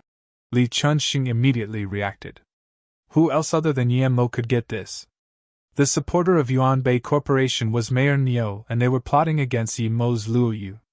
This had offended Ye Mo, and he had come to investigate. Did Ye Mo come to investigate? Li Chunxing suddenly had goosebumps. How long did it take for Ye Mo find such precise evidence? He was strong, too strong. He rejoiced for having picked the best side early. He had been on Ye Mo's side for a long time ago. These people probably don't want to live. How dare they offend Ye Mo? If Ye Mo was easy to defy, the Song family wouldn't have disappeared that fast. The Chiu family wouldn't have needed Xiu Zhongxin to go to the restaurant to apologize personally. Li Chunxing wanted to scream. "It is your fault for being blind, Mayor Nyo. How dare you act against young Master Mo?" Something wasn't right. Li Chunxing immediately remembered Ye Mo's usual way of doing things. He killed them all. Why did he take the complicated approach this time? He had the power to end it quickly. Why did he collect all the evidence and make sure Xiu send it over? Li Chunxing was experienced in life, so he understood why. Ye Mo was different from before. Firstly, he had a base and flowing snake and had a group of people working for him. His past behavior was no longer suitable. But this way, it made Li Chunxing happier. It was easier for him to do things according to the rules. The second reason was that Ye Mo wanted to develop Luoyu, and he needed to bring down the Yuan family overtly. If he secretly went to the Yuan family and massacred them, then although he would get his revenge, others would blame Luoyu for it. The third reason was that he wanted him to help Shi Xiu. Thinking about this, Li Chunxing walked up to Shi Xiu and patted his shoulder. "Shi Xiu, I'm a few years older than you and we're friends. Just call me brotherly from now on. Just looking at what you gave me today, if I didn't reorganize Hefeng completely, I would have lived for nothing." Li Chunxing spoke from his heart. Ye Mo had done 90% of the work. If he couldn't do the rest, he might as well die. Shi Xiu said, Brother Li, what do we do now? Li Chunxing said confidently. I will take away Mayor Niu's power. We can't rely on Hefeng. I will call young Master Li. Since it's been cleared out, the martial police will be coming soon. I didn't expect Niu Jingman to be this bold. After hearing Li Chunxing's report, and knowing that Li Chunxing had evidence, Li Qiuyang immediately asked Li Chunxing to give his all. In return, he would give him complete support. What is it? Yu Miaodan picked up Luo Fei's call joyfully. COU, there are people from the government here who want to cancel our sales license, saying that we're selling fake medicine that harms its users. What do we do? Luo Fei sounded worried. Yu Miaodan immediately got up. These people were really shameless. Things hadn't even been investigated properly, and they had already come looking for trouble. It seemed that if they stayed low, people really would think Luo Yu was weak. If these people were already at Fei Yu, they would come to Luo Yu soon. What is it, Sister Yu? Ning Qingxue walked into the office and found Yu Miaodan with an angry face on the phone. She already knew that Yemo had the evidence. He had told her 1 hour ago. Since things were solved, why was Sister Yu still so angry? Yu Miaodan explained things to Ning Qingxue. Ning Qingxue frowned and took the phone. Yifei, arrange it so that we record their everything movement. Let them take what they want, but don't forget to capture the process. And after they leave, immediately tell my dad to hold a press conference in Yu State. We will broadcast what happens live at Yu State. Yu Miaodan heard this and asked why. Ning Qingxue smiled and said, These people won't stop. Since they've gone all the way to Yu State, it means they will soon come to Flowing Snake. If they want to cause trouble, then let them do so. Sister Yu, quickly post a notice on our website. Say that there will be a press conference at Guilin. Say it's about the negative effects of the beauty pill, and that we will give customers all over the world a happy answer. Yu Miaodan heard this and clapped in agreement. Yes, we need to do it like this. If we just put it on our website, they'll think we're scared. But if we do this, will President Yi dash? Yimad was worried. He hadn't said anything about holding a press conference. He had just told her to upload it to publicly when he called. Ning Qingxue said calmly. He's afraid of troubling us. I think he would do the same for sure, but it's better if we arrange it now, so it can be live. Just as Ning Qingxue and Yu Miaodan thought, if Luo Yu hadn't posted the notice, the government officials going to Flowing Snake wouldn't have stopped. No one knew if Luo Yu had support, so no one wanted to be the team facing them on this. With Luo Yu's official announcement of a press conference to explain things, they stopped their journey. They decided to investigate after that. This announcement shocked the world. Although there were some cases of side effects, there were only 4. Many people suspected that Luo Yu was being attacked. Luo Yu's rapid reaction made everyone happy. It had only been 36 hours. As soon as this was announced, almost all the journalists in the country knew what they had to do. Their first reaction was to go to Guilin. But there were only a few flights each day. Because of the desperation and constant negotiation of media entities, airlines made available extra flights to Guilin. Meanwhile, Yu Miaodan and the others had already taken a helicopter to Luo Yu's new building in Guilin. When Yemo got back to Hefeng, it was still early. If Li Chunxing hadn't been able to take advantage of the evidence he gave him, he wasn't going to wait for him. When Yemo got back to Hefeng, it was still early. If Li Chunxing hadn't been able to take advantage of the evidence he gave him, he wasn't going to wait for him. As soon as Xiaolei arrived, he would ask her to make it public. There was a great difference between the media reporting this and Li Chunxing reporting it himself. If Li Chunxing was the first one to expose it, his abilities would be recognized and many people would think of him as a mayor who actually worked for the people. If the media reported it first and then he did, the impact on his reputation would be less. Xiaolei had just bought the plane ticket, and she was waiting to take it at the airport. She knew that there was going to be a press conference in Guilin about Luo Yu. If it had been something else, she would have gone there without hesitation. But Yemo had asked her out, and she gave it all up without a second thought. She couldn't help feeling impotent. If only the press conference took place a few days later, she would have been able to get first-hand news. Furthermore, she was planning on going to Flowing Snake and interviewing some people. It seemed like she could only go afterwards. There were quite a lot of planes to Hefeng from Beijing, yet Yemo didn't have to wait for long. He saw Xiao Lei, who was dressed very professionally, walk into the bar. It seemed like she didn't think of herself as a journalist that day. She hadn't even brought the things they needed for the interview. It was 8 a.m., and there were few people in the bar. Just when Xiao Lei was looking in confusion into the bar, that was almost empty, a voice called out behind her. Xiao Lei, this way.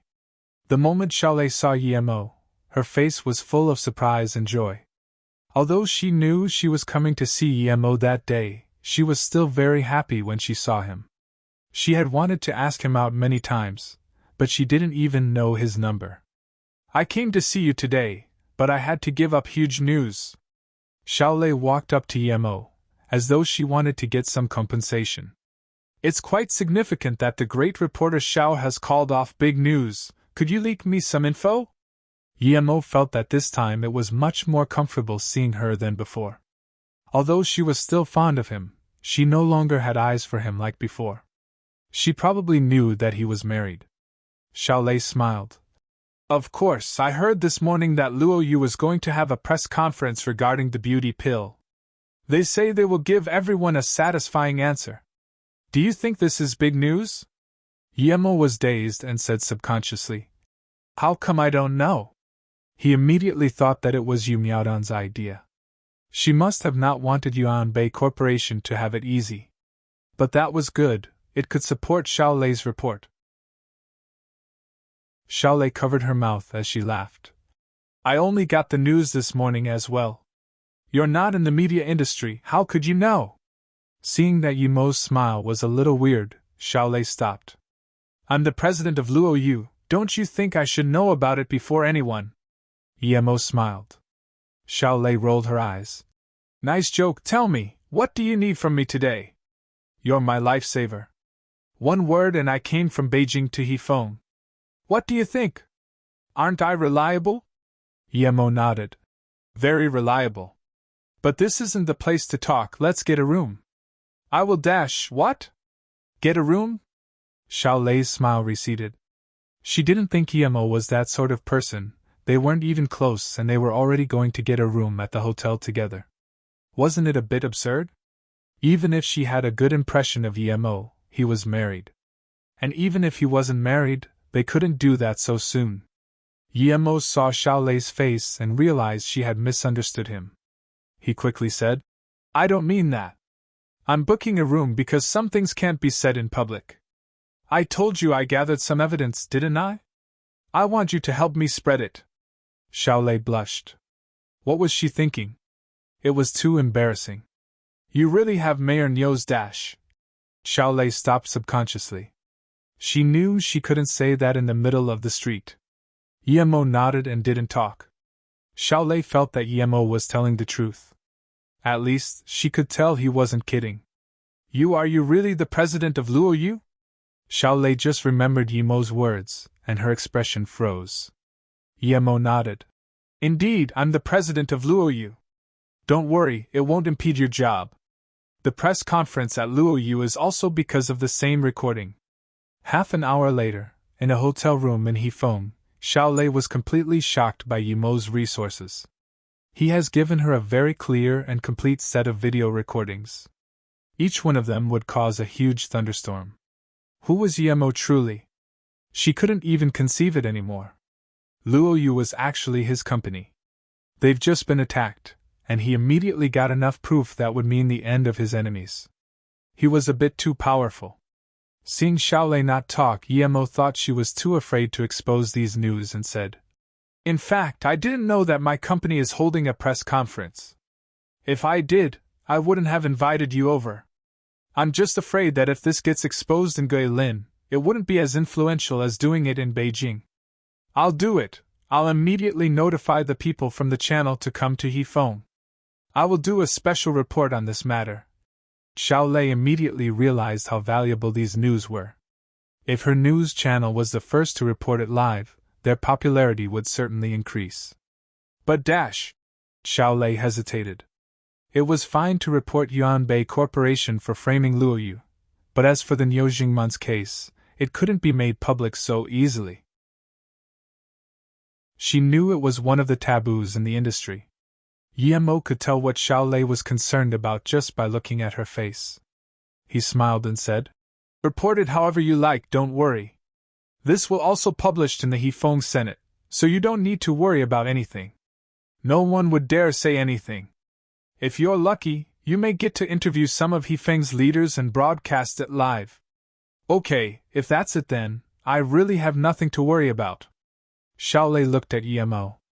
She knew that Yemo meant that he had given the proof to Niuzhingman's political enemy. Yemo said again, "There should be people going to investigate the Yuan family's underground research base. If your film team can make it in time, perhaps you can also get a live broadcast." If Yuan Jirong had known that these were the consequences of challenging Luo Yu, then perhaps he wouldn't have dared to, even if he had 100 lives. Due to Li Chunxing being late, the Senate's meeting in Hefeng was delayed by 2 hours. Due to Li Chunxing being late, the Senate's meeting in Hefeng was delayed by 2 hours. Niuzhingman was planning on kicking Chunxing out of the game. How could he be absent? He wished to see Chunxing's despair with his own eyes. He liked the feeling of crushing his opponents beneath his feet. As soon as Chunxing arrived, Niuzhingman got some news. He sneered and said to the secretary, "Start the meeting." Most of the Senate's meetings were started by Niuzhingman. As for the head secretary, Qian Fanghan, he was just for show. He had 1 year left until retirement with no hopes of getting any promotion. Hence at every meeting, Qian Fanghan's attitude was rather ambiguous. Most people had expected this anyway. By the time Chunxing had arrived, almost everyone was already there except for him. "Mayor Li is really busy. Luckily we're all free, so we have time to wait for Mayor Li." As soon as Chunxing appeared, Chan Yao's voice sounded.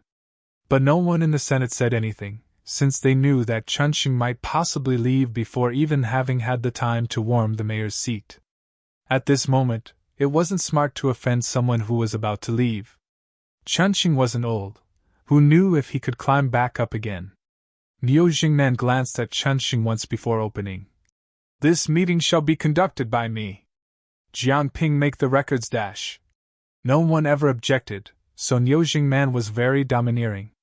Yet today, as soon as he said this, Qian Fahan said slowly, "I will conduct the meeting today.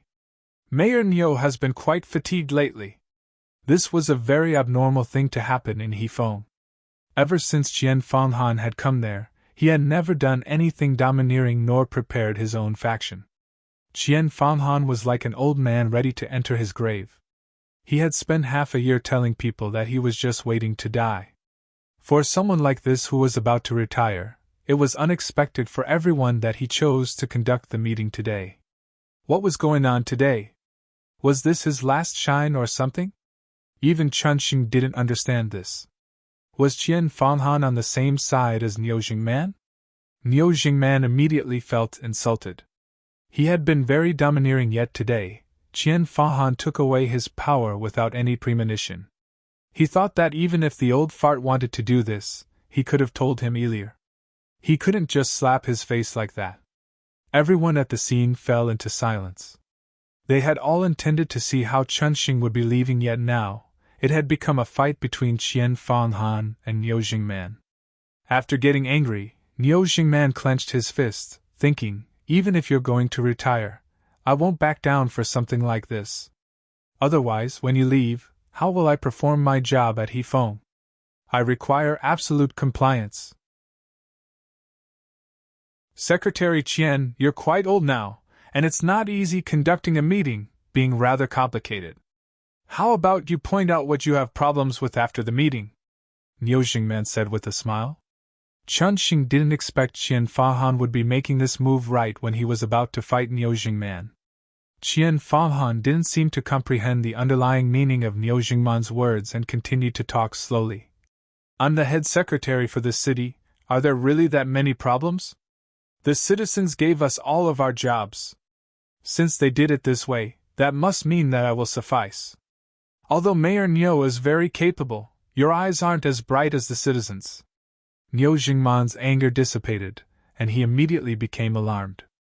Would a secretary who was about to retire use this kind of sharp language? What did this mean? Not only Niu Jingman, everyone else shivered too. What did those words mean? Everyone knew what Niu Jingman was doing, but no one ever dared to say a thing.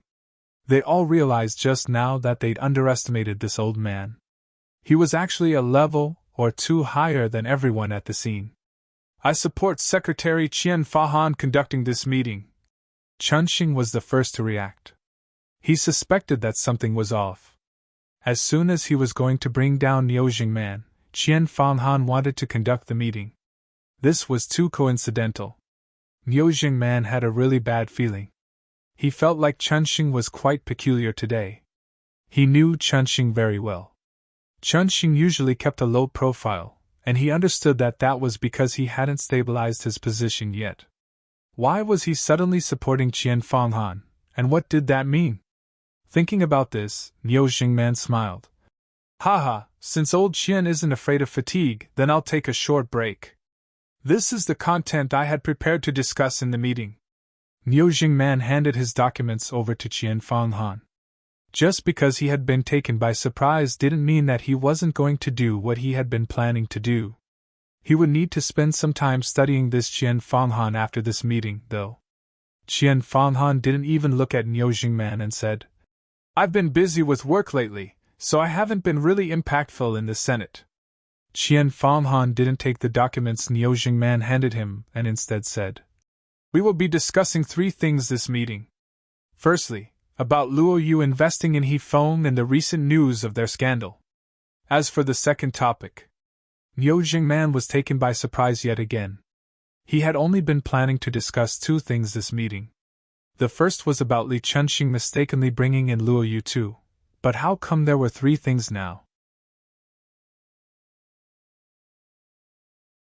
Qian Fahan didn't mind Niu Jingman's uncertain expression, he just said, "As for the second thing, I will talk about it after we finish with the first. I'm very happy that as soon as Li Chunxing came to Hefeng, he brought over Luo Yu's investment to Shitong. I believe everyone knows the power of Luo Yu. Because of this, we can all see the ambition and capability of Mayor Li."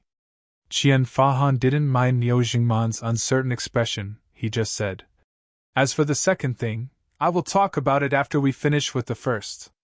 I'm very happy that as soon as Li Chunxing came to Hefeng, he brought over Luo Yu's investment to Shitong. I believe everyone knows the power of Luo Yu. Because of this, we can all see the ambition and capability of Mayor Li." Everyone was shocked, and so was Li Chunxing. What was this? Was he helping Li Chunxing? If Luo Yu had been doing well, then he would be thankful. But Luo Yu was in trouble because of their recent scandal. Why was he helping? Niu Jingman coughed.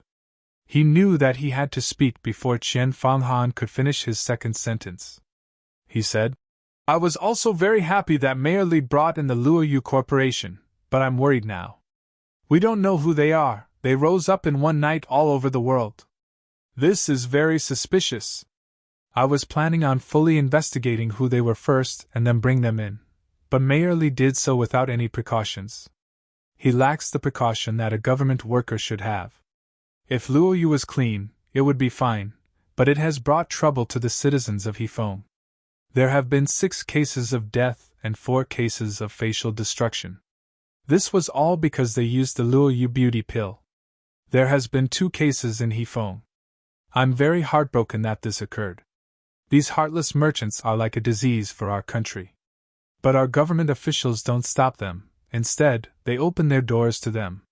My heart aches when I see these people.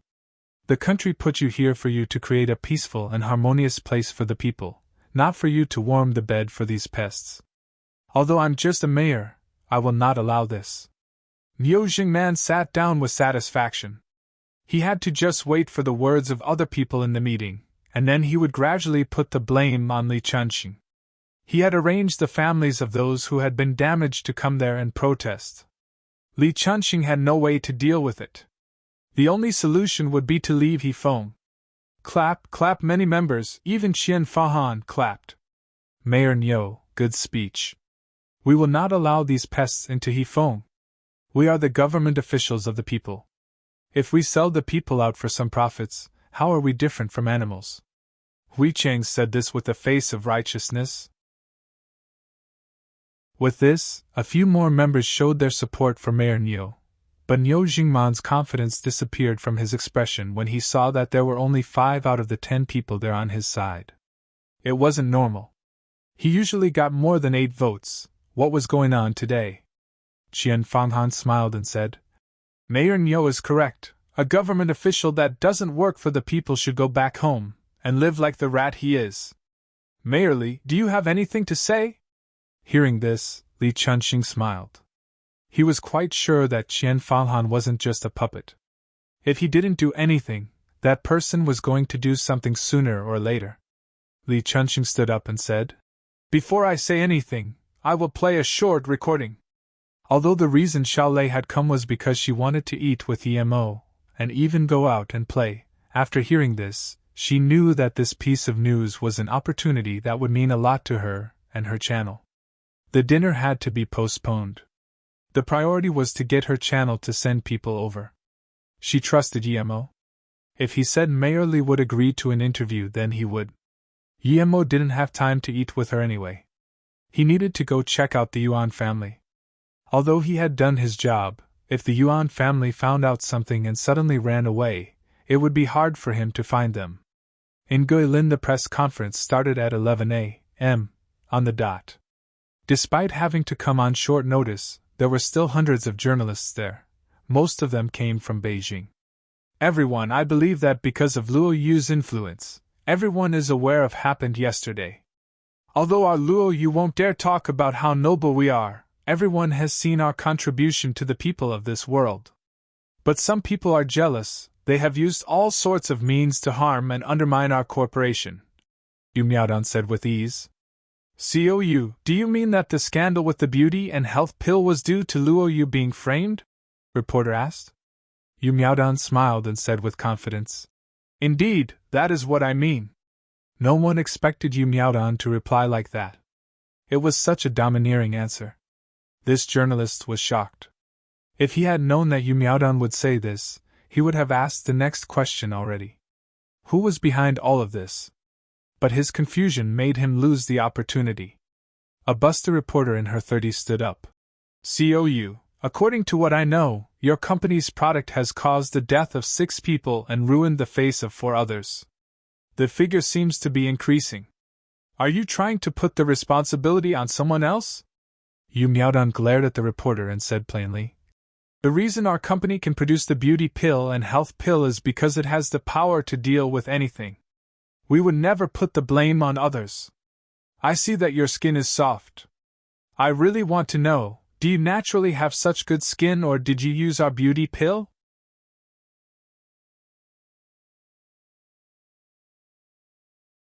Yu Miaodan sneered. You can't answer?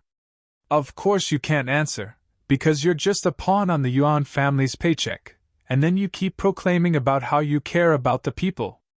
I think what you care about is how much money goes into your account. As long as it gets you money, I don't think there's anything you wouldn't do. Yu Miaodan sneered. You can't answer? Of course you can't answer, because you're just a pawn on the Yuan family's paycheck, and then you keep proclaiming about how you care about the people. I think what you care about is how much money goes into your account. As long as it gets you money, I don't think there's anything you wouldn't do. I will sue you for defamation. Lu Ziyang's face was looking worse and worse. Yu Miaodan said in contempt. Do as you wish. Not only am I defaming you, I'm also hereby defaming Yuan Bei Corporation. Sue me all you want, go on. COU, I don't want to help either side, but your words just now pointed at Yuan Bei Corporation. Are you implying that they are the ones setting Luo Yu up? Do you have any evidence? A reporter quickly caught on. Yu Miaodan said plainly. We always base our claims on evidence. Fang Wei, play the video now. I believe everyone will soon understand why I have invited you all over. He Feng. All of the Senate members froze. The footage Li Chunxing had shown was too shocking. The side effects of Luo Yu's products had been created by Unveil by injecting their blood-dissolving serum into the beauty pill, causing the death of 6 users and the suffering of 4. What was most shocking was that they had created a contagious virus, called the WQ033 series virus. Yuanbei Corporation wanted to make a profit out of selling antibiotics for it. This was too intolerable. Almost everyone directed their eyes on Chang Hui. They didn't expect him to be Yuan Zhirong's brother, wanting to use this to take a step further in his political career. Chang Hui, what else do you have to say? Qian Fahan looked coldly at Chang Hui. He no longer seemed slow, seeming very decisive now. Qian Fanghan didn't expect the evidence Li Chunxing would release to be this shocking. Although he had some scattered evidence, he wasn't able to acquire decisive evidence, as the conspirators had hidden very deeply. Yet now, Li Chunxing took out such pivotal evidence. This dash. Chang Hui was sweating all over. He wanted to accuse them of framing him, but the recorded video was just too clear. How could it be wrong? He hadn't even changed his outfit. Who was it? Who? How could last night's events appear here? Chang Hui was close to breaking down. He only had one thought: it's over, completely over. Niu Jingman also looked at the video in disbelief. He no longer retained his composure. Chang Hui was Yuan Zhirong's brother? His head buzzed as he realized he had also been tricked. By Chang Hui, that is. Definitely, Secretary Qian. Li Chunxing smiled. He knew that this was pretty much a one-sided battle now. The following videos made Niu Jingman fall into despair completely. It even included footage of him gambling in Las Vegas. Seeing the food poisoning incident and the underground base, Niu Jingman knew that it was the end of him. Looking at Niu Jingman getting dragged out, Qian Fahan commented morosely. It's unfortunate that our good Mayor Su, wanted to make things happen for the people yet was harmed by pests like Niu Jingman. Thank goodness for Mayor Li this time. If it wasn't for you, we wouldn't have been able to find out this much this quick. I thank you on behalf of the country and the people. Li Chunxing quickly stood up and said, I was just doing what I should be doing. Compared to Secretary Qian's work, this much is nothing. Qian Fanghan waved his hand. There's no denying your work, what is true is true. I just didn't expect Mayor Li to gather more evidence in a few days than I did in half a year.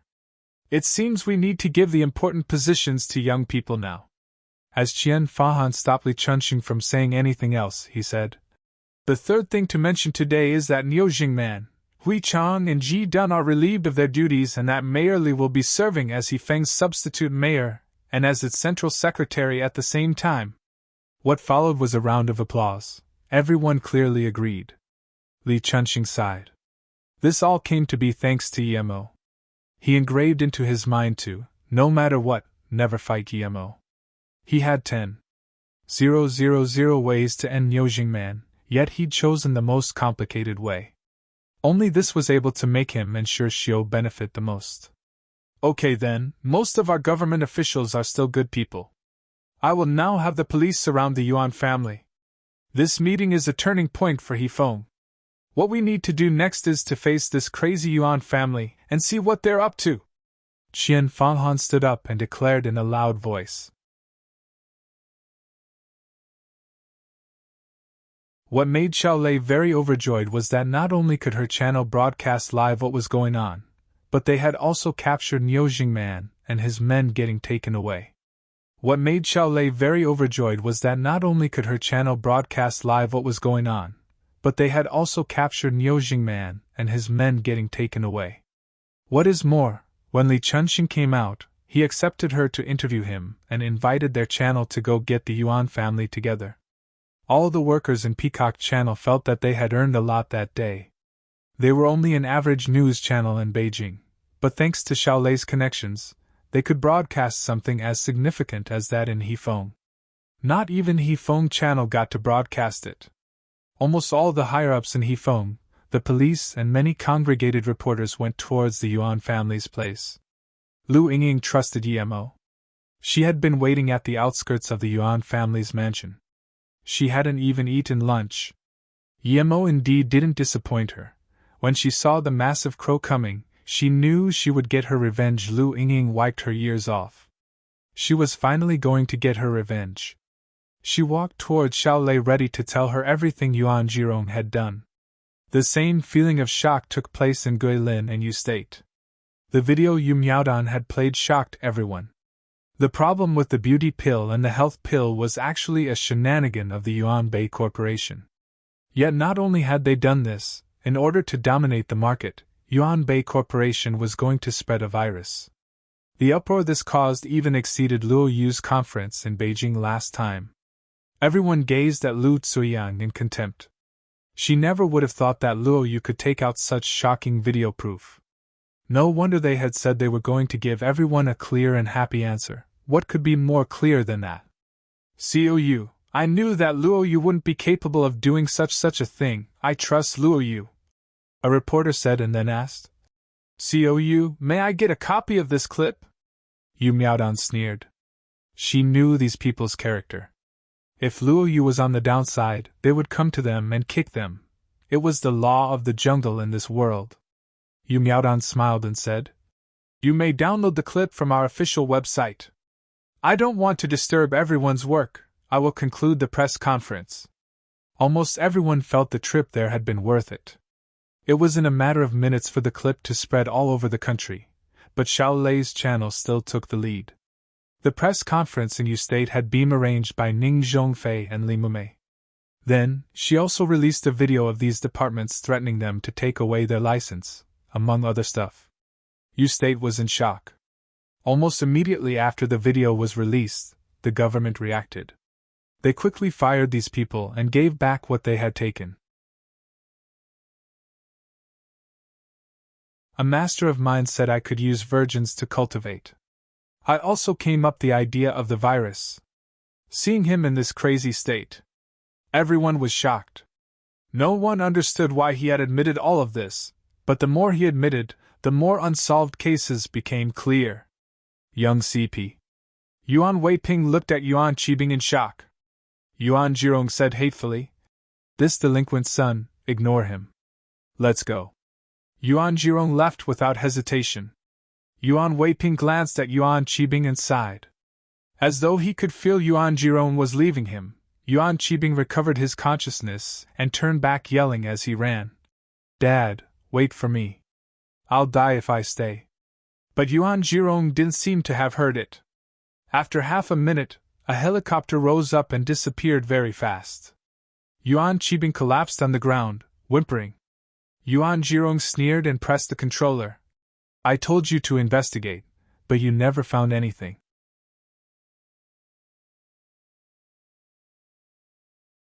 Boom, the mansion exploded, leaving behind a huge mushroom cloud. Boom, the mansion exploded, leaving behind a huge mushroom cloud. Everyone was shocked. The police had agreed to his request, yet he still blew up his mansion. No one knew why though. If it was about destroying the evidence, the base should have been enough. Yemo didn't expect that the power would be so great either. Even the base was probably affected. President, something doesn't seem right. Yuan Weiping was looking at a screen. Get rid of all communication, go into stealth mode, and maximize our speed. It doesn't matter if it seems right or wrong, as long as the base was destroyed, Yuan Jirong said. Yuan Weiping said worriedly. Our base wasn't blown up. The mansion was blown up instead. What? Yuan Jirong immediately figured out why the video was leaked. Their family had been infiltrated. Spurt Yuan Jirong spat out blood in his rage. Luo Yu! I admit I underestimated you. If I don't get revenge for this, then dash.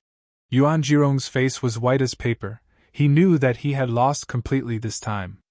Li Chunxing saw that Qian Fanghan wasn't saying anything while the helicopter left, and immediately knew that this was a problem. However, no matter how strong the Yuan family was, could they be stronger than the Song family? Hence, he didn't worry that Yuan Jirong would get away. Seeing the helicopter leave without being stopped, Yemo sneered. This was just as he'd expected. This was a clash between higher-ups, but that had nothing to do with him. Qian Fenghan's face had "This has nothing to do with me" written all over it. You big shots can brawl all you want, but there's no way you can escape from my eyes. I really want to see how someone will save you in this situation. The person who would try to save Yuan Jirong was pretty much a pig waiting to be roasted. Yemo didn't understand how his helicopter could be so fast, though. It couldn't even be called a helicopter, but rather a jet instead. Yemo didn't care about any political brawls. He wasn't going to let Yuan Jirong go. Even if he had to take a spaceship, Yemo would still chase him. President, should we find a place where we can get an alternative vehicle before leaving? Although our plane is the best in the world, it's just too big, Yuan Weiping said worriedly. Yuan Jirong's veins were bulging. He still wasn't able to determine who could have had such power as to relocate all the bombs from the base to his mansion. He had dominated everyone all his life, since when did he have to suffer this hard? No need, since they say they can delay the chase for 1 hour, they should be able to. If they can't do even that, then I'd rather die than give them what they want, Yuan Jirong said cruelly. President, although that thing is very important, anything can always happen, just like last night. Also dash. Yuan Weiping paused. Yuan Jirong woke up from his anger and said, Also what? He ignored the speaker and said to Weiping, Weiping, you've been by my side for tens of years, and I eventually ended up taking you on a path of no return. I'm sorry. Yuan Weiping smiled. President, as I vowed before, from the day you saved me and my sister, my life was yours. Okay, Weiping, I'm a few years older than you, just call me Big Brother. Yuan Jirong's tone was very calm, and he had a deep sense of relief. He knew that no matter what, there was no way out. Big Brother, Yuan Weiping said without hesitation. As soon as he called him Big Brother, the helicopter crashed into the mountain in a huge explosion. Yemo, who was following behind closely in the air, stopped. He could tell that this was suicide. He didn't understand why Yuan Jirong still sought death after having made it out. Yemo landed near the rubble. Their bodies almost couldn't be recognized. Yemo scanned his spirit sense and was sure that the two dead men were Yuan Jirong and Yuan Weiping. Yemo didn't feel anything. The two got what they deserved. A small golden case caught Yemo's attention. Yemo grabbed the case through the air and opened it. The space inside was very small. Other than a diamond-like crystal, there was nothing else. Yemo looked at the crystal carefully. It seemed to be just a normal rock, so since he couldn't tell what it was, he dumped it into his storage ring. Other than that, Yemo couldn't find anything on the crash site, so he turned and left. An hour later, another helicopter arrived with 3 men in black getting off. They didn't say anything and simply charged into the remains of the crash as they started searching. Half an hour later, the oldest man said in a bleak voice, There's nothing, no footsteps either, and it doesn't seem to have been searched. It doesn't seem like the thing was brought out.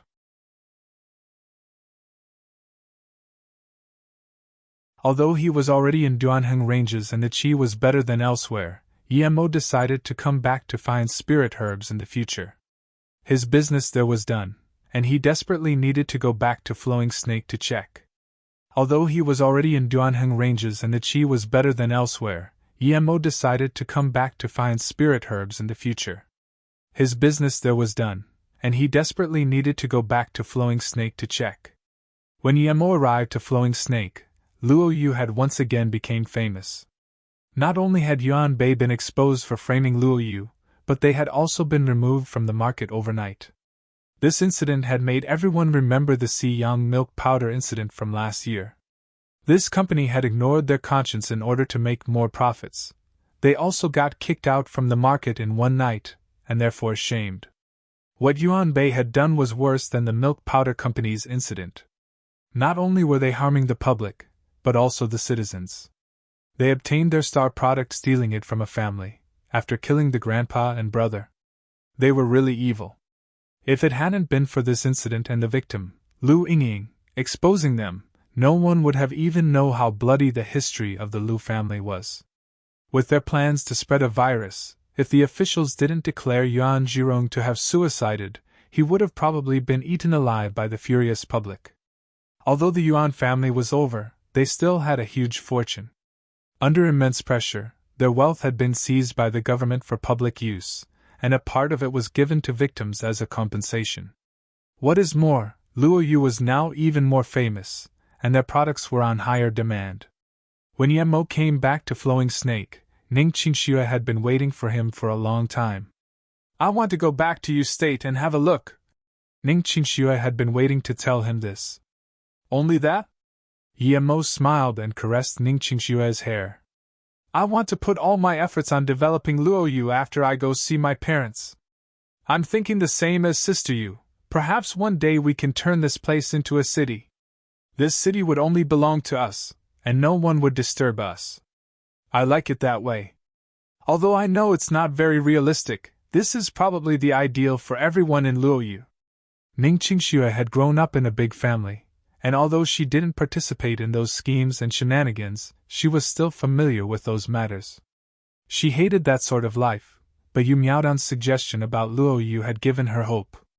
If the land at Flowing Snake could really be bought, then perhaps they could build a paradise there. The main thing was that she believed in Yemo. He was an immortal cultivator. Even if he couldn't become a real immortal, he could still build a city. Okay, I promise you. Yemo grabbed Ning Qingxue's hand. She knew how hard it was to make it come true, but he wanted to fulfill her wish. In order to do that, he needed power. Without power, that was just a dream. On Earth, it was too hard to raise his power. Even if he was the only cultivator, it was still very hard. Moreover, Yemo wasn't happy with Flowing Snake's land, but he didn't say that. I'll take you tomorrow, tonight dash. Yemo's mouth was blocked by Ning Qingxue's lips. Ning Qingxue felt her face warm up. She liked the feeling of kissing Yemo. After a while, Ning Qingxue looked up blushing. I can travel tomorrow on my own. In the future, I might have to go back and forth frequently. Furthermore, I'm already at stage 1 peak level. I can take care of myself. You have a lot of things to do. I can't let you take me there every single time. Yemo smiled.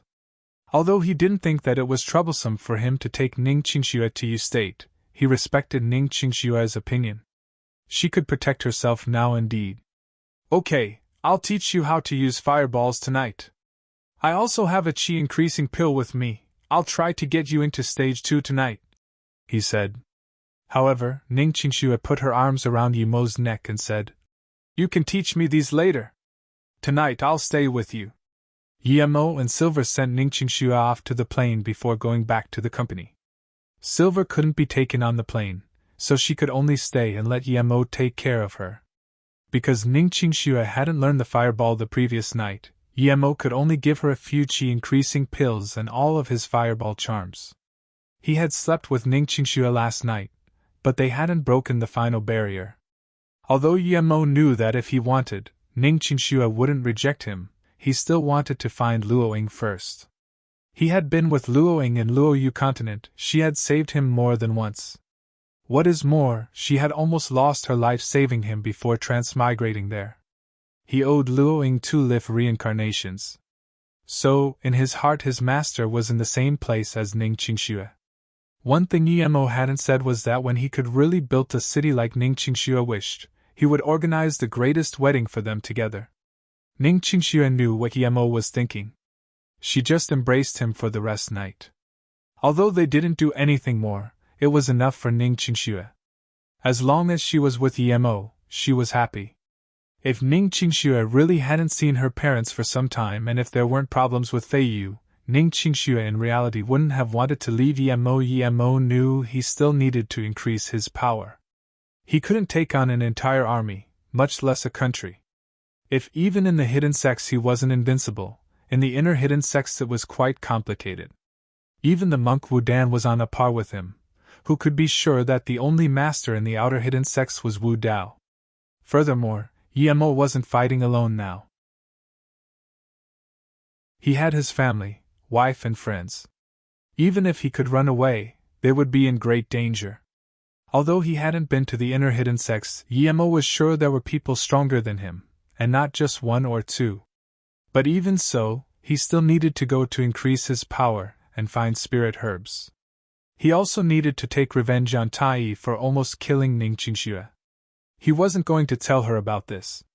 Before going to the inner hidden sects, Yemo still wanted to see the place where Zhang Zhihui had gone missing. In Flowing Snake, Yemo had stayed in his room making magic artifacts the entire day. Before he left, he wanted to give everyone important to him a defense artifact. When Yemo was done, he put them away in his ring. He immediately after sensed someone entering his room. Yemo was shook. Who was entering his room? He had just found out. Since when had a master like this arrived to Flowing Snake? Who are you? Yemo suddenly turned around and saw a figure by the window.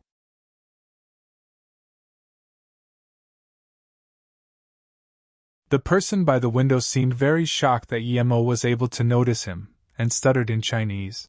Did you detect my arrival?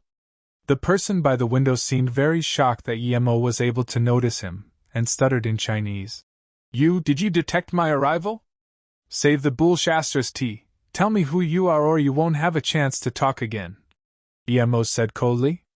Even if this person told him who he was, Yemo still wasn't going to let him go. That room was Ning Qingxue's. If he hadn't been there that day, Ning Qingxue would have been by herself. How could Yemo let a stranger who snuck into her room go? The reason Yemo had asked was to see if there was anyone else involved. The man was a foreigner. He had white skin and a small figure. Although Yemo had spirit sense, he couldn't keep it out 24/7. But even if he didn't, Yemo could still feel anyone coming near him. This was the first time he hadn't noticed a person, and this had raised alarm bells for Yemo. As soon as Yemo spoke, another man jumped inside. He was much bulkier than the other man. This was a black man. Yemo scanned his spirit sense out. There was actually a third man outside. Yemo sneered, but stayed quiet about it. No chance? The first man repeated and laughed. Then he said sardonically, You say we have no chance? Do you know I can kill you simply by waving my hand? The other man also didn't move nor say anything. It was as though Yemo didn't exist in his eyes. There were two white men and one black man. Yemo was confused, since when was he in conflict with those foreigners? Why did they want to capture Qingxue? They had a strange qi around them. It wasn't like the qi wave of ancient martial arts cultivators, nor like his spirit qi. It was very subtle, but as strong as the power of ancient martial arts, so Yemo couldn't judge how strong they really were. To be honest, Yemo had never seen such power before, and he didn't know what they were cultivating. Yemo just asked coldly, I don't know you, why are you here? You're unlucky, why are you in Ms. Ning's room? Oh, are you her man? Ms. Ning Qingxue is quite pretty, but don't worry. We're here to invite her to our headquarters, we have no ill will. But it's very troublesome that you know about this. However, if you tell us where she went, we can let you go, the first man said casually. Yemo's expression was cold. Ning Qingxue didn't know these people for sure. Why did they want her? Yemo suddenly realized something. Eden must have told what Ning Qingxue had said to the US government, and now they wanted her for information. Because this matter was confidential, the US military wanted to abduct Ning Qingxue so the Chinese military couldn't find out. One really can't be too kind-hearted. Yemo had killing intent. If he had killed Eden, then nothing would have happened. But he hadn't killed Eden, nor the pirate. Although Yemo knew it wasn't Eden's fault, in the cultivation realm dead people were the safest. The foreigner noticed Yemo's killing intent. He sneered. It seems that Ms. Ning has told you about the incident, and you know how serious it is. If you're willing to come with us, we can let you live. Yemo sneered. I really wanted you to piss off, but now you no longer have that chance. As soon as Yemo said this, he swept 2 wind blades at the 2 men, followed up by 2 fireballs. He didn't need to have mercy on these stupid foreigners. PSH the first man dodged the lethal strike with extremely rapid speed, so Yemo only managed to cut one of his arm off. The fireball turned that arm into ashes, but it didn't hurt his vital organs. The other man completely dodged the wind blade and fireball, and he shot back a spark of lightning. It was the first time Yemo saw someone as fast as these two. They were no lesser than ancient martial artists. Lightning-style attack was rather strong in the cultivation realm. Only those who had a lightning spiritual root could use it.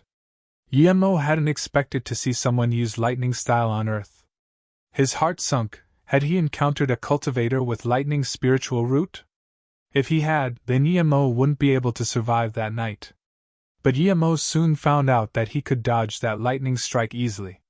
It didn't have the lock-on of a strong spirit sense. It struck the floor, creating a large hole. Was this even a lightning-style attack? Yemo felt strange.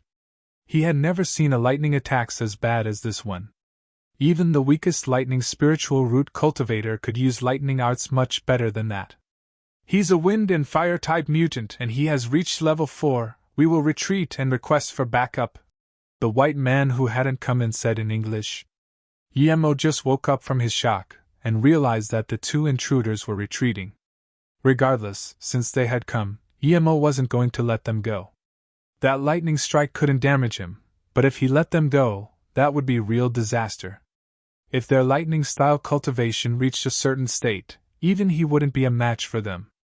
The first man was shorter and seemed to be agile. Furthermore, he knew Chinese.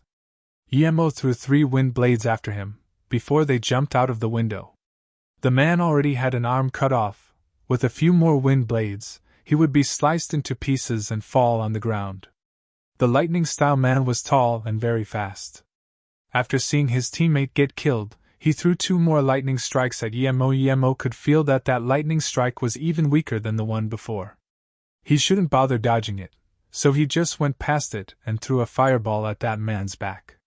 Yemo thought that since they could dodge his wind blade and fireball, they would dodge that fireball for sure. But as soon as he did, the next wind blade would slice off their legs. What Yemo didn't expect was that who he considered the strongest lightning-style cultivator couldn't even dodge his fireball as he ran. He was just burnt into ashes. Yemo was dazed. Why was it that easy? It was as though he had used huge amounts of power to lift up something heavy, only to find out it was hollow and made out of plastic.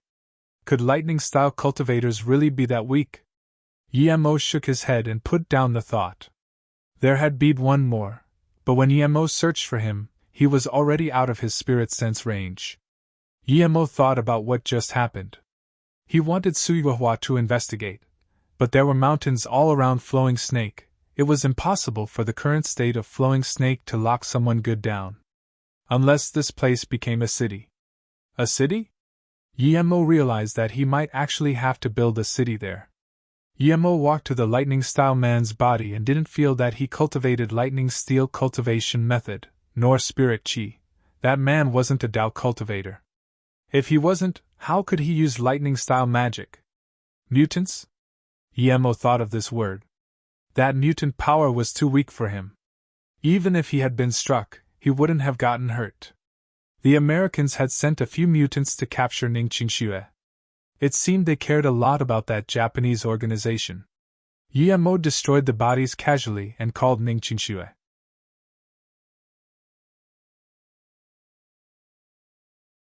Ningqingxue was about to enter stage 2 and had a lot of fireball charms, so she should be capable of dealing with a few mutants. There was also Luo Fei, who was a black level, to take into account. Ningqingxue was about to enter stage 2 and had a lot of fireball charms, so she should be capable of dealing with a few mutants. There was also Luo Fei, who was a black level, to take into account. That night, Yemo went around Flowing Snake for a few hours but still couldn't find that escaped mutant. The next morning, Yemo called out all the managerial staff of Flowing Snake. Before he left, he needed to have another meeting. Suyuhua suggested that the first step towards independence should be the instatement of Flowing Snake's own protection unit, and establishment of a simple legal system, so they copied China's legal system. After distributing the defensive artifacts, Yemo asked, "Who knows about mutants?" Mutants? The only thing most people there knew about Yemo was that he was good at making pills, so now that Yemo asked this strange question, they thought, is he a mutant? I know some things, Suyuhua said. There are many types of mutants, and though it is unknown how many there are, those who really have offensive capabilities to speak of number only 10 to 20 types. For example, fire-style mutants can use flames to attack, but if they aren't at a certain level, the flames do little damage to the human body. Seeing how Yemo was listening intently, she said again. But once a mutant's power has been completely awakened, it is rather strong. To be exact, the World Mutant Association has ranked the mutant's power level into 10 levels. Fire-style mutants who barely control flames, for example, are level 1 mutants, also called primary mutants. The highest level is level 10, those 8 and above are tertiary mutants. It's said that wind-style mutants have to be level 8 to be able to fly a short distance. Those are only theoretical data, though. Yemo could rest easy now. He was sure that level 8 would be very hard to reach. Even when reached, it would be similar to his wind control at most. In fact, everyone has some mutant power in them, but the situation and type can vary strongly. We sometimes randomly see sparkles on people. That might be because they're a fire-type mutant that can't control their power. One must have a certain body type and amount of talent to reach level 1. It could be said that mutants are very rare and each one of them is deemed a national treasure, Suyuhua explained. Indeed, although I don't know it very well, but every single country has a mutant organization, most of which serve their own nation, Zhang Jiayan said. Only now did Yemo realize how valuable those people who came last night were. They were the elite of the country, and there didn't seem to be much of them. He just didn't know what level they had been at. It seemed like the US really did take the Japanese incident seriously, even sending such important people. After everyone had left, Yemo sighed. He didn't know how many mutants there were in China, but Earth-level ancient martial artists were no bit inferior to those mutants. China was inferior when it came to both intel and military organization, though. There was no other reason than a lack of unity. Yemo had researched Chinese history, and it appeared that most of the Chinese wars had been lost due to either themselves or traitors. They often fought among themselves, preferring outsiders to win instead of their opponents. China was also far inferior in terms of technology. Yemo shook his head. Casting these thoughts aside, Yemo handed silver to Yu Miaodan. He was going to finish up his things and go back to cultivating while searching for Luoying. For State 9 Moon Sect. This was the second time Yemo came here. The first time was when he was searching for Luoying. Yemo once said that he was going to eradicate this evil place. It wasn't the first time that the 9 Moon Sect people offended him, but he had been very busy in the past and didn't have time to deal with them. Strictly speaking, the 9 Moon Sect was also in the ranges of Mount Qingxiao. When Yemo came here today, he almost couldn't believe that this was the 9 Moon Sect's place. What was once a huge maze of structures now only had a few broken pillars and shattered walls. Burnt rubble laid everywhere. Yemo came down from the sky, scanning around with his spirit sense, and he soon saw some clues. There must have been a huge fight. Looking at the ruins, Yemo remembered Nye Shuangshuang. Yemo didn't have any great impression of her. If she hadn't risked her life trying to send him news, perhaps he wouldn't have even helped her last time. Just as Yemo wanted to leave, his spirit sense stumbled upon an underground room. Although the entrance was blocked, Yemo could still scan his spirit sense in. The door wasn't very thick, and it couldn't block his spirit sense. There was a body inside. It was a bit saggy, but it had a set of big red robes on it. Yemo thought of Nyehongi. This woman might be the master of that Nyehongi. She had some dried blood on the corner of her mouth. She probably had a huge battle with someone right before she died. She had a bag next to her, inside of which was an ancient sheepskin book. Yemo thought that it had to be the cultivation method of the 9 Moon Sect. Yemo had no interest in it and didn't even want to go down. This stone room looked ghastly anyway. It was the kind of place where spirits and ghosts gather. Yemo shook his head, and just as he wanted to leave, three figures walked down the small crooked mountain path, clearly heading to the Nine Moon sect. Nye Xuanxuang? Although they were still far away, Yemo recognized her at first glance nonetheless. It seemed like that Lotus Life pill had saved her, but what was she doing here? Yemo didn't want to see Nye Xuanxuang, so he hid. When Yemo's spirit sense scanned across them, he found that Nye Xuanxuang's was already below yellow level. Last time he saw her, she was yellow level middle stage. If this went on, perhaps in some time, she would become an ordinary person. The two men who followed Nye Xuanxuang were very bulky and carried some digging tools with them. They were just normal humans, probably they had never cultivated. Yemo could immediately tell that Nye Xuanxuang wanted to dig out the cave the old woman was in. It's here. Dig open this place first. As Yemo was lost in thought, Nye Xuanxuang had already brought them to that underground room.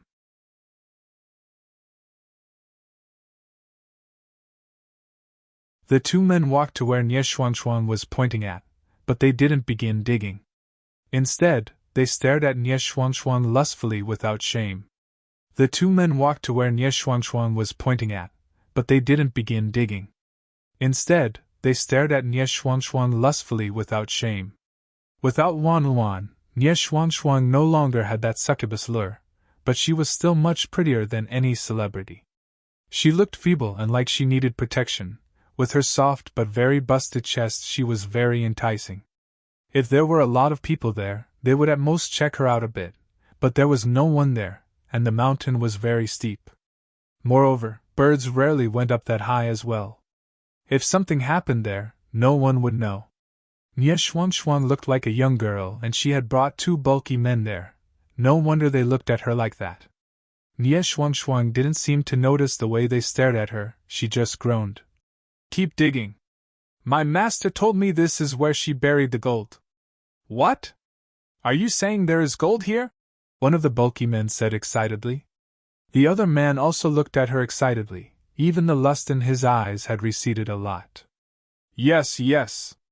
Hurry up and dig, I will treat you guys well, Nye Xuanxuang ushered. The two men glanced at each other, and without hesitation started to dig with the shovels. Nye Xuanxuang looked at them as they dug, instructing them on the side. Yemo sighed. Under Nye Xuanxuang's seductiveness, their IQ had gone down to 0. It was suicide. Although Nye Xuanxuang was below yellow level, she could easily take on these two, who had never cultivated. That woman was still the same. Even though Wan had left, she still didn't take other people's lives seriously. But these two got what they deserved. Even if they hadn't lusted for Nye Xuanxuang, Yemo believed that she wasn't going to let them go afterwards. Yemo shook his head, it was time to leave. If he stayed, all there was to see would be Nye Xuanxuang killing them. Yemo had no interest in that. Just when Yemo was planning to leave, he saw another man come up the mountain road. He supported himself with two crutches, but he was still eerily fast. How could a man who had broken legs be that fast? Yemo immediately recognized this person. It was Nye Pai. He had broken his legs in Beijing. He was probably the big martial brother of the Nine Moon sect. He hadn't expected that guy to be here too. Without a doubt, he was there for the same reason as Nye Xuanxuang. Nye Xuanxuang was so weak that she didn't even notice his arrival, and kept instructing the two men to dig. Nye Pai saw this and didn't approach them. He also found a place to hide, while watching Nye Xuanxuang dig. If Nye Xuanxuang hadn't been here, Yemo would have killed him immediately, but he didn't want to talk to Nye Xuanxuang. Nye Xuanxuang seemed to have some feelings towards him. It was probably due to his cultivation method. Yemo didn't want to meddle with that sort of woman. He was disgusted at those who belonged to the Nine Moon sect. I see the entrance, one man called out in excitement. Nye Xuanxuang took out a mine torch and said, "Two brothers, let's go in and have a look." The two men had already walked down the stairs, as Nye Xuanxuang followed behind. "What's wrong?" The man looked back and saw Nye Xuanxuang rubbing her ankle. "I think I twisted my ankle," Nye Xuanxuang said guiltily. "What the hell?" the man at the back muttered. Seeing that his pal had gone deep inside, he took the torch and said, "Wait here for me, I'll go down and have a look first." Before Nie Shuangshuang could reply, he went in. Nie Shuangshuang quickly called, "The thing is inside a stone room, you need to open the door to get it." The two men weren't in the mood to listen, and they just ran down rapidly. After the two had left, Nie Shuangshuang stood up with confidence and quickly got out of the cave. She waited on the side facing the sun. Yumo's spirit sense scanned that the two men kept hitting the door, which wasn't thick. With their repeated strikes, it broke gradually and got shattered. But before the two men could see their gold, the bleak chi of evil spirits rushed out. They were invaded by that chi immediately, and they fell on the ground, writhing before dying. The chi in no time seeped out of the stone room and rushed onto ground. But as soon as the sunlight shone on them, they turned to dust. If Yemo hadn't had his spirit sense, he wouldn't have been able to see this either. No evil spirit could reach Nie Shuangshuang. They dissipated rapidly, and in half an hour they were all gone. Nie Shuangshuang exhaled at ease, and she approached the entrance of the cave again. Just when she wanted to go in, a bleak voice from hell sounded. "Martial Sister Shuangshuang, some people really do meet at all points in life, don't they? You're finally willing to come back to our sect? Ha ha! It's you, Nie Pai." Nie Shuangshuang's expression changed. She had no hopes of victory against Nie Pai. "Why are you here?" Nie Shuangshuang knew that it was impossible for her big martial brother to have mercy on her. Nie Pai laughed cruelly. "How am I here? I followed you this time before you came back here, you tell me, how did I come here? Do you know how hard it was for me? I saw you every day, but I couldn't fuck you. I waited arduously and today you finally came back to take the thing. I knew that old hag would tell you where she hid it. It was just as I expected. Ha ha! You've been following me?" Nie Shuangshuang's face got pale. She'd been very careful that time, but she still got caught and followed for so long without noticing. Nie Pai sneered as he walked to her. "You be *tch. I'm your big martial brother, how dare you not serve me? You colluded with Yemo to break my legs at Yanshui River. If I don't fuck you to death today, you will become my big martial sister." "What? When did I dash?" Nie Shuangshuang stopped. She saw that Nie Pai's legs were broken. That meant that the person she had seen before she died that day was Yemo. Nie Shuangshuang breathed heavily. No matter what, Yemo didn't just watch her die, nor let her fend for herself. If someone else or Nie Pai had come back, she didn't dare imagine what would have happened. She was satisfied. Yemo had managed to break Nie Pai's leg, and when he had mentioned him, he had a deep fear in his eyes. From this, she could see that Yemo was much stronger than Nie Pai. When she thought about that, Nie Shuangshuang smiled. "Be *tch. While I take your virginity and strip you naked for everyone to see, we'll see if you can still smile." Nie Pai was angry at the fact Nie Shuangshuang wasn't scared anymore. Nie Shuangshuang knew that this day would be her last, so she smiled contemptuously. "Nie Pai, can you even fuck a woman like me? Keep dreaming, you disabled man.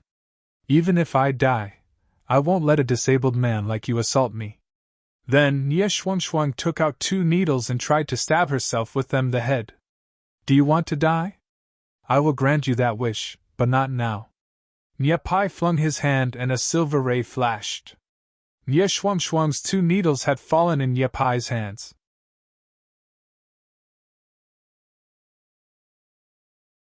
"Why isn't that F** buddy of yours coming to save you today? Ha ha ha, you've been with him for so long, yet you're still a virgin? Does he have some problems with his manlyhood? Ah ha ha! I guess you can only give your first to your big martial brother now." Nie Pai laughed. "Why isn't that F** buddy of yours coming to save you today?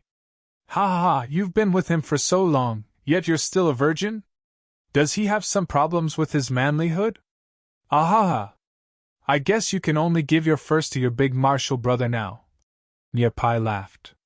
Nie Shuangshuang looked at her empty hand and started to worry. She just remembered that Nie Pai was an Earth-level master. She couldn't even kill herself in front of him. Before Nie Shuangshuang could react, Nie Pai moved his crutches and dashed in front of Nie Shuangshuang. He slapped her on the neck and snarled, "Why don't you sleep for a while? After I take the thing, I will enjoy you and show you whether this big martial brother of yours is disabled or not." Nie Shuangshuang fell down without resistance. Nie Pai was prepared to walk into the room, yet at the entrance, he suddenly found that there was already someone there. Nie Pai was shocked. He was an earth-level master. Even without his legs, no one should be able to come in front of him without him noticing, but he really hadn't noticed this person. "Who are you?" Nie Pai soon calmed down as he saw a young man in his 20s stand before him. Yemo sneered. "After cutting off your legs and seeing you run away in the river, I didn't think I would see you again today. It really must be fate." "It's you, Yemo?" Nie Pai's heart sunk. He was really feeling regretful. He cursed himself for not thinking that Yemo might come today.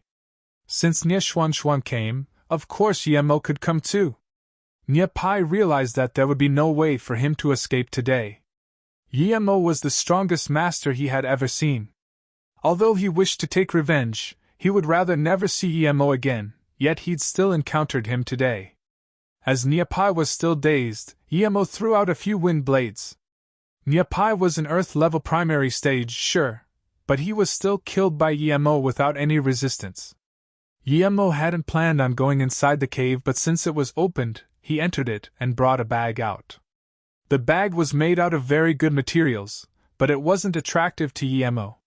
He opened the book in a casual way, but soon Yemo was stunned. This was a real Dao cultivation method. It was called the 9-Moon Evergreen Chant. This wasn't some evil cultivation method at all, and it was actually much stronger than those ancient martial arts cultivation methods. Even though this cultivation method could only make one reach the Qi gathering stage at most, on Earth, it was invaluable.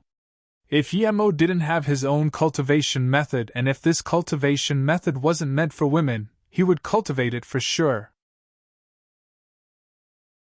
Yemo opened the book and immediately understood why the 9-Moon sect members had been so evil. The introduction of the chant said, "To fate, people are mere toys to play around with. It wants man to have death and life, to have life and death. Yet my Tao is one of longevity. Using the self as the universe, the heart and liver as the heaven and earth, gathering the Yin essence, cultivating the Yin soul. Forget the hollow and fake, see not, think not, hear not, worry not. There is neither internal nor external." Yemo sighed. It indeed clearly instructed how to absorb spirit qi of the heavens and earth as the basis of cultivating one's own soul. The inventor of this manual had to have been a genius, but she was born on this earth deprecated of spirit qi, so she could only write out the cultivation method up till the qi gathering tertiary stage. But her cultivation method was understood as men having to devour women's essence yin in order to cultivate. What was this? TL note, essence yin equals pretty much virgin qi, taking a woman's virginity while cultivating a special cultivation method which devours the essence yin. Yemo closed the book and sighed.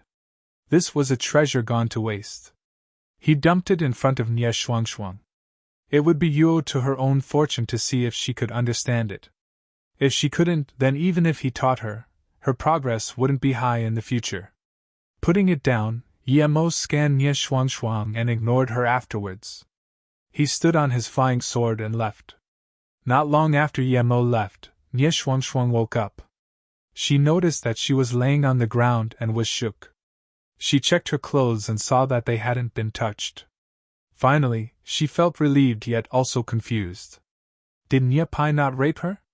It took a moment for her to see Nie Pai's body, which was split in half. Nie Shuangshuang stood up in horror. Why was she still fine when Nie Pai had been killed? Who had saved her? Nie Shuangshuang was dazed for a few seconds before seeing the bag on the ground. She opened it and found a jade jewel and the 9-Moon Evergreen Chant. She immediately realized that someone had saved her and didn't take the thing. Who was it that was so generous? Both items were invaluable. Who could have dumped it like grass? Had Yemo come again? Nie Shuang immediately thought of Emo and with great sadness realized that other than Emo, she didn't have a single real friend. Nie Shuang dumped Nie Pai's body and left as fast as she could. She wasn't the only person who knew about the sect. Emo found the place that the man had drawn for him, but it had no clues left anymore. Sichuan's Mount Qingshao was where one of the origins of Chinese Taoism lay. The tallest peak, Peak Laojun, was 2,363 meters above sea level. It wasn't as beautiful as Mount Qingqing, so it wasn't as famous. Nevertheless, it still became one of China's protected areas 20 years ago. This place was steep and lacking spirit qi, so Emo really didn't know why the Broken Fist Hall had chosen this place to establish their sect. Still, Emo had come to find Zhang Zhihui today, so he had to go see their sect. Emo only spent a little more than 10 minutes to find the sect. This sect was located in the mountains. Emo couldn't help but commend the ancients for building this place on this steep mountain. There were cliffs everywhere. On the top of the mountain, one could read the 3 blurry words Broken Fist Hall, showing its past glory. Emo walked in. It was very quiet inside. Emo sighed. It seemed that Zhang Zhihui had agreed to his words and annihilated everyone here, but he had never returned. Emo pushed open the front door to the main hall, and there was a loud creak which seemed eerily dominant in the middle of this silence.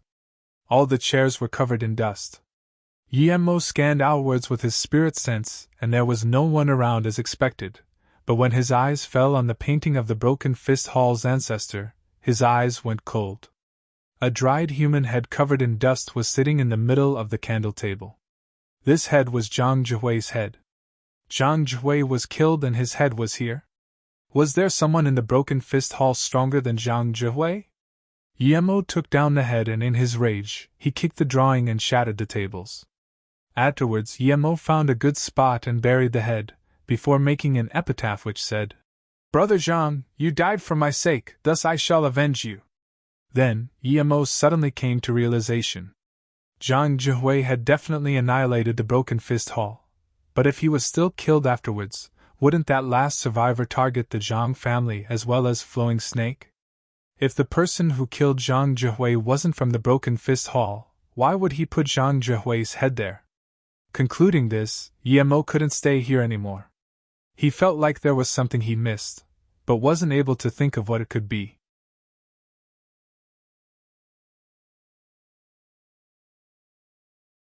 Emo was pretty certain that his guess would be right. If the Broken Fist Hall really did have such a master, he would definitely try to get revenge. Even if he couldn't find out that Emo had his base of power in Flowing Snake, he would go to the Beijing Yi family. Emo was pretty certain that his guess would be right. If the Broken Fist Hall really did have such a master, he would definitely try to get revenge. Even if he couldn't find out that Emo had his base of power in Flowing Snake, he would go to the Beijing Yi family.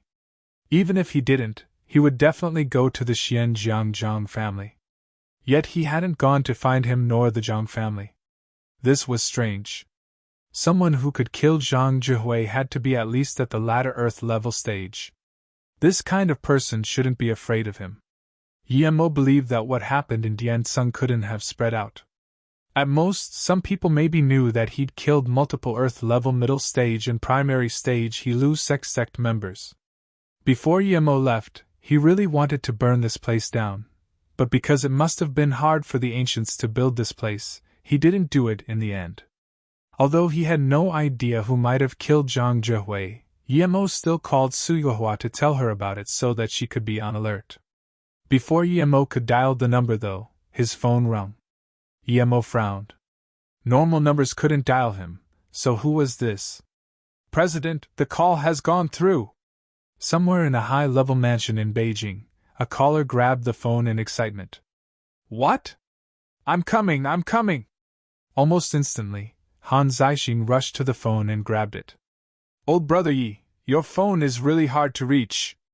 I told these dialers to call your phone constantly 24/7 for more than 10 hours to finally reach you, haha. But it's my luck that I could reach you at all." Han Zixing's cheerful laughter sounded. Emo was speechless. This Han Zixing really had his ways.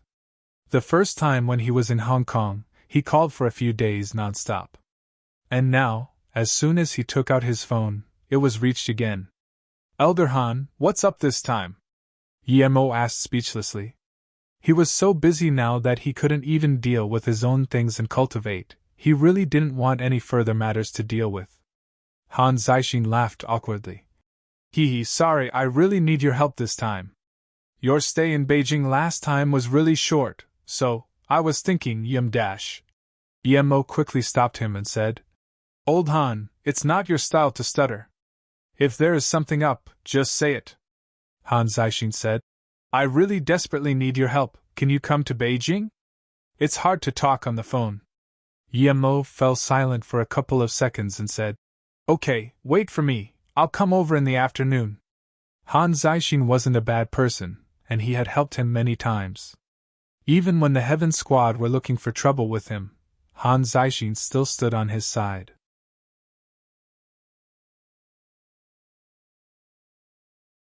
Han Yen looked at Yemo strangely.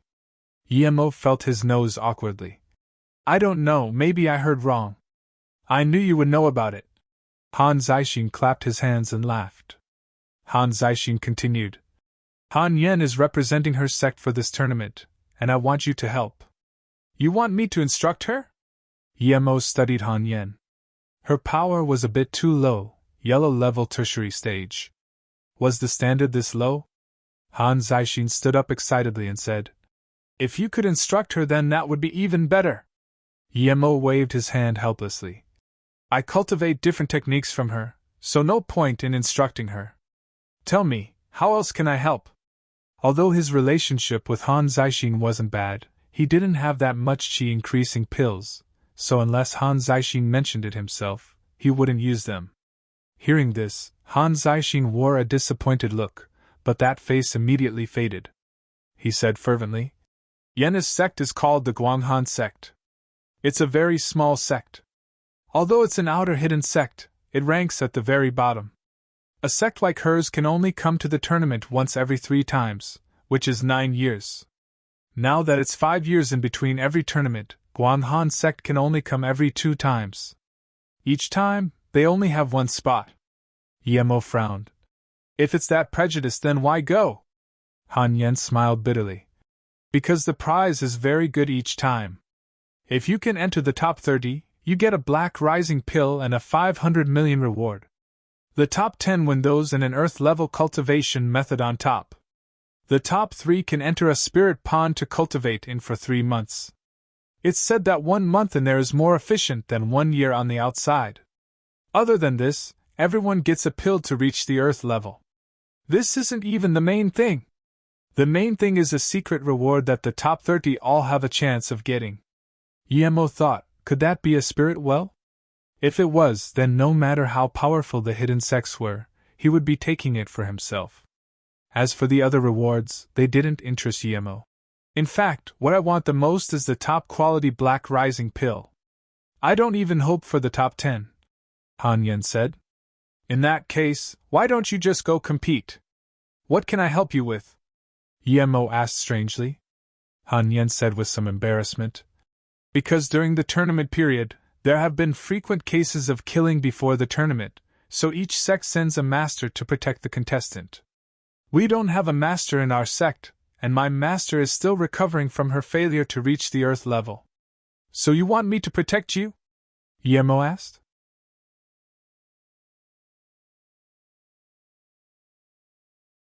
Han Zixing rubbed his hand awkwardly. Brother Yi, Yenna is my only granddaughter.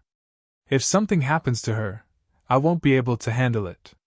It was my idea, she didn't want to trouble you, but since we've had a good relationship so far Han Zixing rubbed his hand awkwardly. Brother Yi, Yenna is my only granddaughter.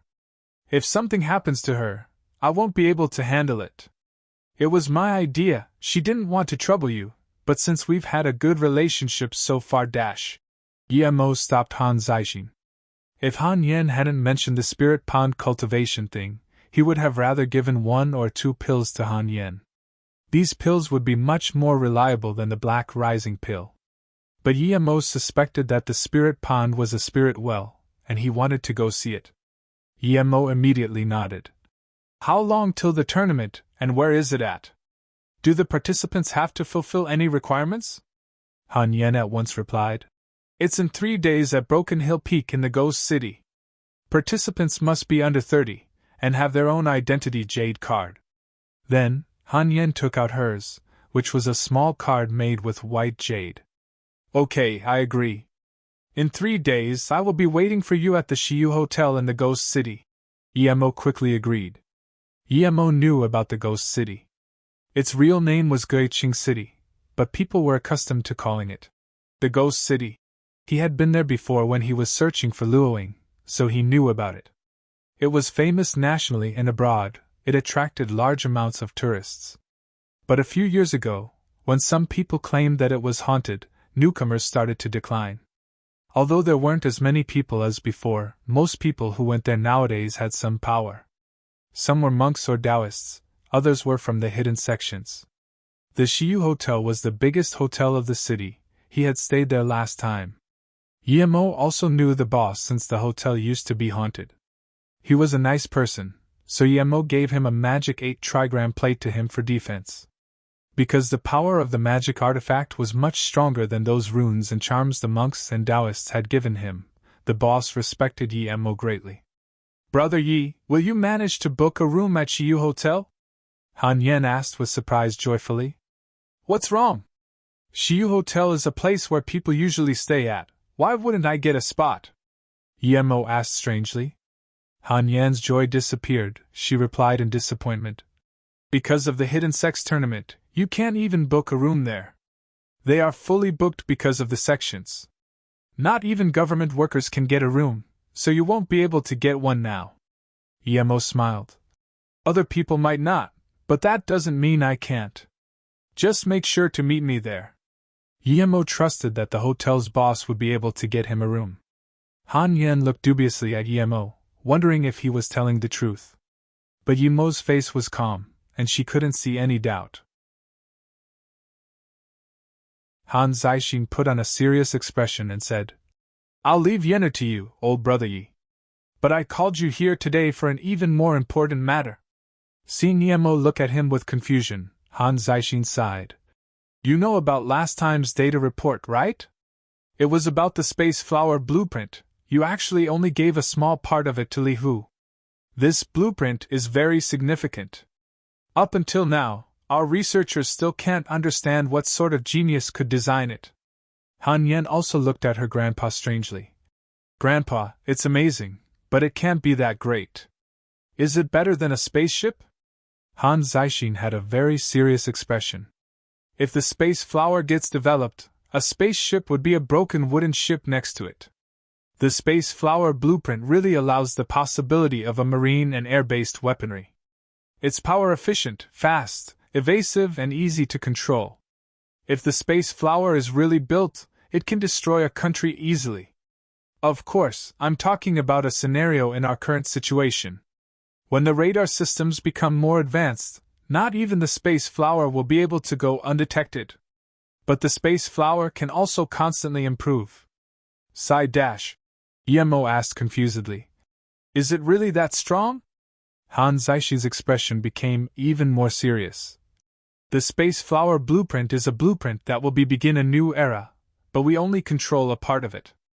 We still haven't built its energy source, mobility systems, nor cloaking technology. The person who designed it is not just a genius, he's a genius of the universe. I've never seen someone with this much knowledge. Hearing this, Yemo also thought about it thoroughly. Could someone that amazing really exist on Earth?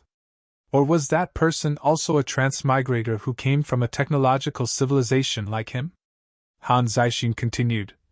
The blueprint probably comes from the Northern Sand. This organization is very mysterious. They've been gathering the talents of different countries. According to our intelligence, more than 10 countries know about the blueprint, and this is because the US accidentally spilled it. These countries all want the blueprint. If this blueprint is taken away, it won't benefit our country in any way. If it's taken by the US or a European country, it wouldn't matter that much. They need to maintain their face, but if it's a country like Japan, it would be a disaster for the world. Emo nodded. I know. I promised to help you find it last time, but I've been really busy. I haven't had the time. Han Zaishin immediately looked happy and said, You aren't to be blamed. If one could get it that easily, it wouldn't be something desired by the whole world.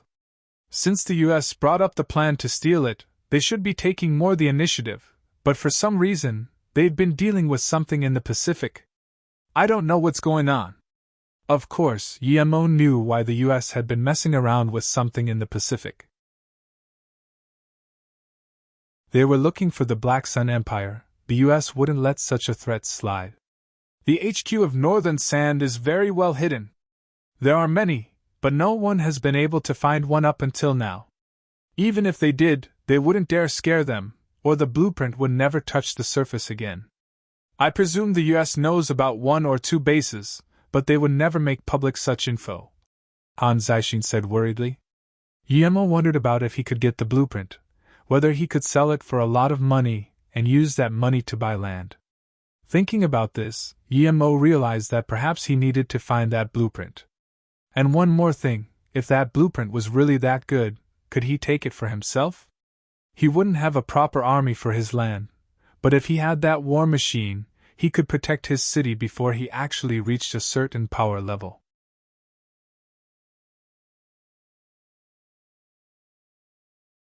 Emo first intended to negotiate with Han Zaishin for his help with solving Emo's territorial problem if he managed to get the blueprint for him. Now, however, Emo changed his mind because if the blueprint was really that good, why should he trade with Han Zaishin? He could just keep it for himself. Emo first intended to negotiate with Han Zaishin for his help with solving Emo's territorial problem if he managed to get the blueprint for him. Now, however, Emo changed his mind because if the blueprint was really that good, why should he trade with Han Zaishin? He could just keep it for himself. Leaving Han Zaishin's place, Emo went straight to Ninghai, since he wanted to bring his sister, Tang Beiwei, to Flowing Snake. Brother! Tang Beiwei just came back home when she saw Emo standing in the garden. She was really happy to see her brother. Emo saw that Tang Beiwei had reached the stage 2 middle level, and so was also happy. He saw the plastic bags in her hands and asked, You went out shopping? Tang Beiwei blushed and nodded. She then changed the topic. Brother, go inside and look around. I've changed that flower pot a bit. Emo followed her in. The current flower pot was bigger, and the silver heart grass was growing well. She must have spent quite a lot of time on it. Beiwei, you also moved the purple heart vine in? Emo also saw the purple heart vine beside it. Tang Beiwei smiled and said, Yep, what do you think? I was going to move the blue flower blue leaf grass over too, but you said it needed a formation, so I didn't touch it. Emo couldn't help but pat her head and mutter, Really growing beautifully. Brother, are you saying that I'm growing beautiful or the grass? Tang Beiwei smiled cheekily. Emo had known her for some time but never knew that she had this side to her. He touched his nose and said, Both. Pausing for a moment, Emo said, Beiwei, you probably know that Luo Yu is my property, right? I came here to take you along to Flowing Snake. I'm worried about you living here by yourself. Emo was happy that Tang Beiwei had brightened up. She had been depressed ever since Tang Jing died. Brightening up was nothing but good for the sake of her cultivation. Although Tang Beiwei once mentioned how she liked the peace and quiet, a girl just over 20 staying with a bunch of old nuns every day worried Emo a bit, because that was simply too depressing. Luoying was better off, because she was cultivating the tranquility cultivation method, but Tang Beiwei was just cultivating what Emo taught her. As soon as Emo finished speaking, Tang Beiwei exclaimed in joy, Brother, is Luo Yu really yours? I knew that you had something to do with that company, but I didn't expect it to be real. My brother is super rich now. You little treasure hunter, let's go to Flowing Snake together. I'll let you count money every single day. Emo petted Tang Beiwei's hair. What Emo didn't expect was that Tang Beiwei would fall silent for a while and then say, Brother, you know I like peaceful life. Serenity was good, and my mother was there too, but sometimes I would think about you, so I left. This place is very good, and you even lived here before, so I like it. Stupid girl, don't be like those boring nuns. You'll be marrying someone in the future. Besides, it's too lonely for you to live here. As Yemo witnessed Tang Beiwei's change, he was very happy. Tang Beiwei pouted her lips and murmured, I'm not marrying anyone. Also, I'm not always alone. Jin Wen moved over to live with me. Sister Yinbing and Ting Ting often come over too. Su Jin Wen? Yemo immediately said. Isn't her house in Ninghai? Why would she move here then? Where is she? Jin Wen really likes this place, and since I was lonely living here by myself anyway, she moved over. There was a reporter interviewing her today, so she dashed.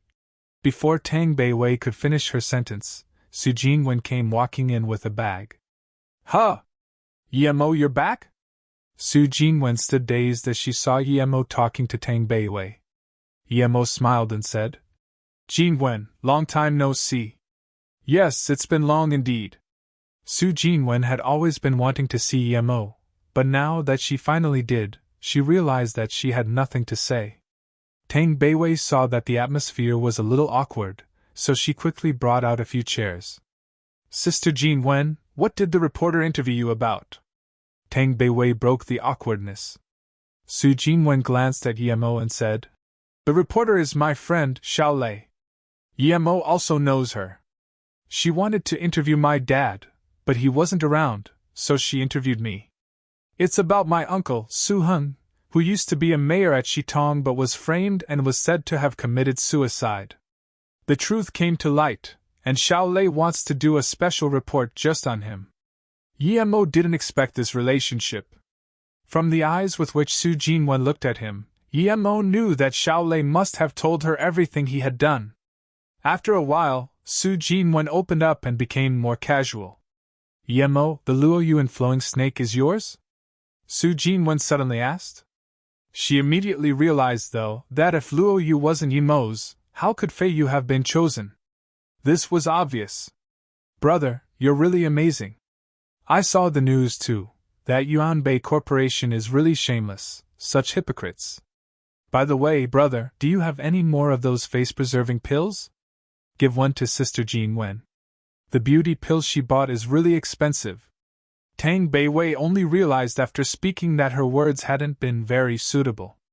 If the beauty pill was already that expensive, wouldn't the face-preserving pill be even more expensive? She had one before and knew how good it was. But what she didn't know was that the face-preserving pill was on a whole different level. If she understood it properly, she probably wouldn't say such words. Yemo felt a little awkward. He did have quite a bit, but he was waiting for them to increase in value. Last time, he told Mo Kong to only sell a few. After a few years pass and everyone knows its value, it won't be selling for just a few 100 million. Now that his sister asked, he was put in a tough spot. With their relationship, it wasn't over the top to give something as expensive as this. Su Jin Wen saw Yemo's awkward face and felt a little sad. She knew that it wasn't cheap, but no matter how expensive it was, with Yemo's current worth, he wouldn't mind. What she cared about wasn't the pill but Yemo's attitude. Yemo's spirit sense immediately picked up Su Jingwen's expression. Remembering how she'd helped him before and how they were friends, he quickly took one out and gave it to Su Jingwen. This thing is similar to the beauty pill, you can have one. Haha, if Beiwei hadn't mentioned it, I wouldn't have even thought of it. Su Jingwen took the pill feeling very happy. She cared not about the pill but the fact that Yemo was willing to give her one. It meant that he gave her special treatment. There was a faint fresh aroma coming from the pill. Su Jingwen immediately knew that this wasn't something the beauty pill could compare with. Perhaps it was worth hundreds of thousands. If she knew that even if she sold her company, she might not be able to buy it, she wouldn't be able to stay so calm. Yemo quickly said, "Hurry up and eat it. If you don't, it will lose its potency." Hearing this, she immediately put the pill in her mouth. What surprised her was that it melted in her mouth immediately. After a moment, she felt there seemed to be something changing in her body, and there seemed to be things seeping out of her skin. Just when she was feeling unsure, Tang Beiwei said, "After you eat the pill, there will be impurities pushed out of your body. Go take a shower." After Su Jinwen left, Tang Beiwei said in a small voice, "Brother, was I a bit too rash? That pill must be very expensive."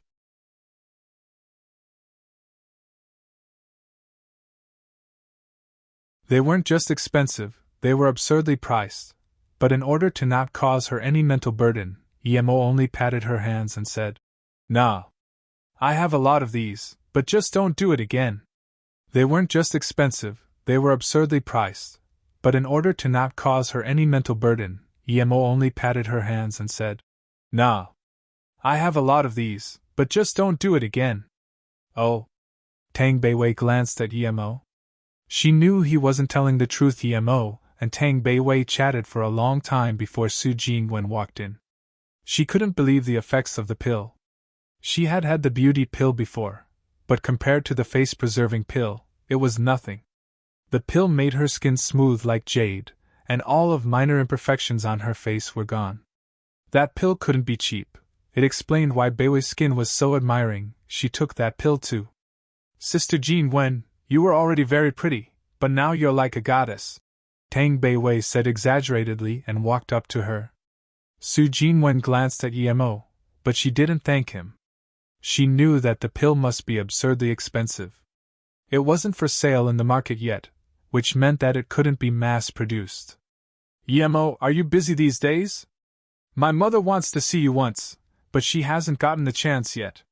Su Jinwen looked expectantly at Emo. Emo hesitated and said, "I will be staying here for 2 days. I can go to your house once. Also, I am busy for the next 2 weeks, but afterwards I have a free month." "Okay, then the beginning of next month I'll wait for you at my house," Su Jinwen quickly said. "I'm free tomorrow and the day after. Why next month?" Emo asked curiously. Tang Beiwei pulled Yemo's hand and said, "If she says that, it must mean that her mum isn't at home. Brother, you're a wealthy landlord now, we should go to the biggest restaurant in town tonight. Pity that Sister Yubing went to Beijing, otherwise she could join us too." Emo didn't mind, he said. "Okay, let's go." Emo spent the next 2 days with Tang Beiwei, and he didn't bring up going to Flowing Snake again. If she wanted to live there, Emo would let her be. In these 2 days, Emo not only taught her fireball magic, but also wind control. During this time, Emo, Tang Beiwei, and Su Jinwen played around the entire region of Ninghai. These were the happiest 2 days of Tang Beiwei's life. Emo rarely had so much time to come and play with her. After 2 days, even though Su Jinwen and Tang Beiwei had unwilling eyes, Emo left Ninghai. "Beiwei, you're really lucky. Your brother is a very capable person. He's truthful and hasn't indulged himself in hubris. He's a real man." Su Jinwen was looking at Emo's back disappear in the distance, and said what she thought from the heart. Only after that did she realize her words were a little awkward. She blushed and wanted to find a way to explain it. But Tang Beiwei was also looking into the distance, and subconsciously answered, "The fact that he is my brother makes me the happiest, but also the unhappiest." Su Jinwen looked at Tang Beiwei and immediately understood. Tang Beiwei had never seen Emo after she had matured. Furthermore, Emo cared a lot for her, so no wonder she was very dependent of him. Thinking about this, Su Jinwen sighed. Even if Emo wasn't Beiwei's brother, she had no chance. Su Jinwen and Tang Beiwei stood in the middle of the road without moving, and looking into the distance. Shiyu Hotel was the only 5-star hotel in Guiqing City, because the building hadn't been haunted in the past half a year. This was very rare in the ghost city. Other hotels would have it once or twice a year. In serious cases, people would die. In lighter cases, people would have to stay in the hospital for half a month. Many hotel owners had started to leave the ghost city, but Shiyu Hotel's business was growing. Other people didn't know why, but its boss, Wang Xie, knew all too well. It was due to the defense artifact Emo had given him. Wang Xie knew there were a lot of hidden masters in this world. Although the government had only vaguely hinted what was happening, He knew this tournament wasn't like the usual. Many people of the upper class were coming. More importantly, even these people didn't get a chance to stay at the Shiyu Hotel. He could immediately tell this tournament was extraordinary. What is more, these upper-class people would come there respectfully every day to visit the people staying in it. Sometimes, they would wait for a whole day, but they didn't get impetuous at all. Hence, he ordered all the waiters in the hotel not to offend anyone, even if it was someone who seemed insignificant. Otherwise, they had to be responsible for the consequences. But now Wang Xia was in trouble. He didn't want to offend anyone, but the people in the hotel were fighting and he couldn't do anything about it. Someone wanted to stay there, but because there were no more rooms, the person didn't leave and offended a guest. Now they were fighting. Han Yen was annoyed. She had come to the hotel like Yemo had told her, and asked the waiter for Yemo's room, but she couldn't find someone called Yemo in the system. This made Han Yen feel very embarrassed. Many people were looking at her with weird glances.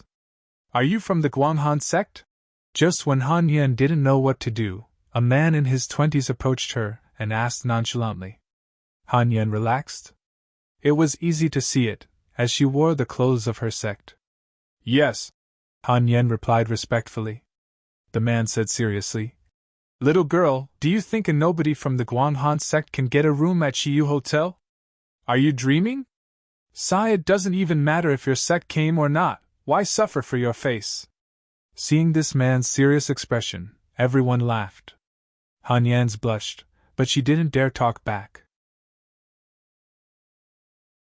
That person was from the Xia family. Although she didn't go out a lot, she could recognize him from his clothes. Although the Xia family wasn't one of the 6 great sects, they were just below them. Guanghan sect was indeed a nobody to them. Han Yen knew that if she made them angry, her sect and even the Han family might get involved. "Brother Xia is right. You can come live in my room is very big. Hee hee.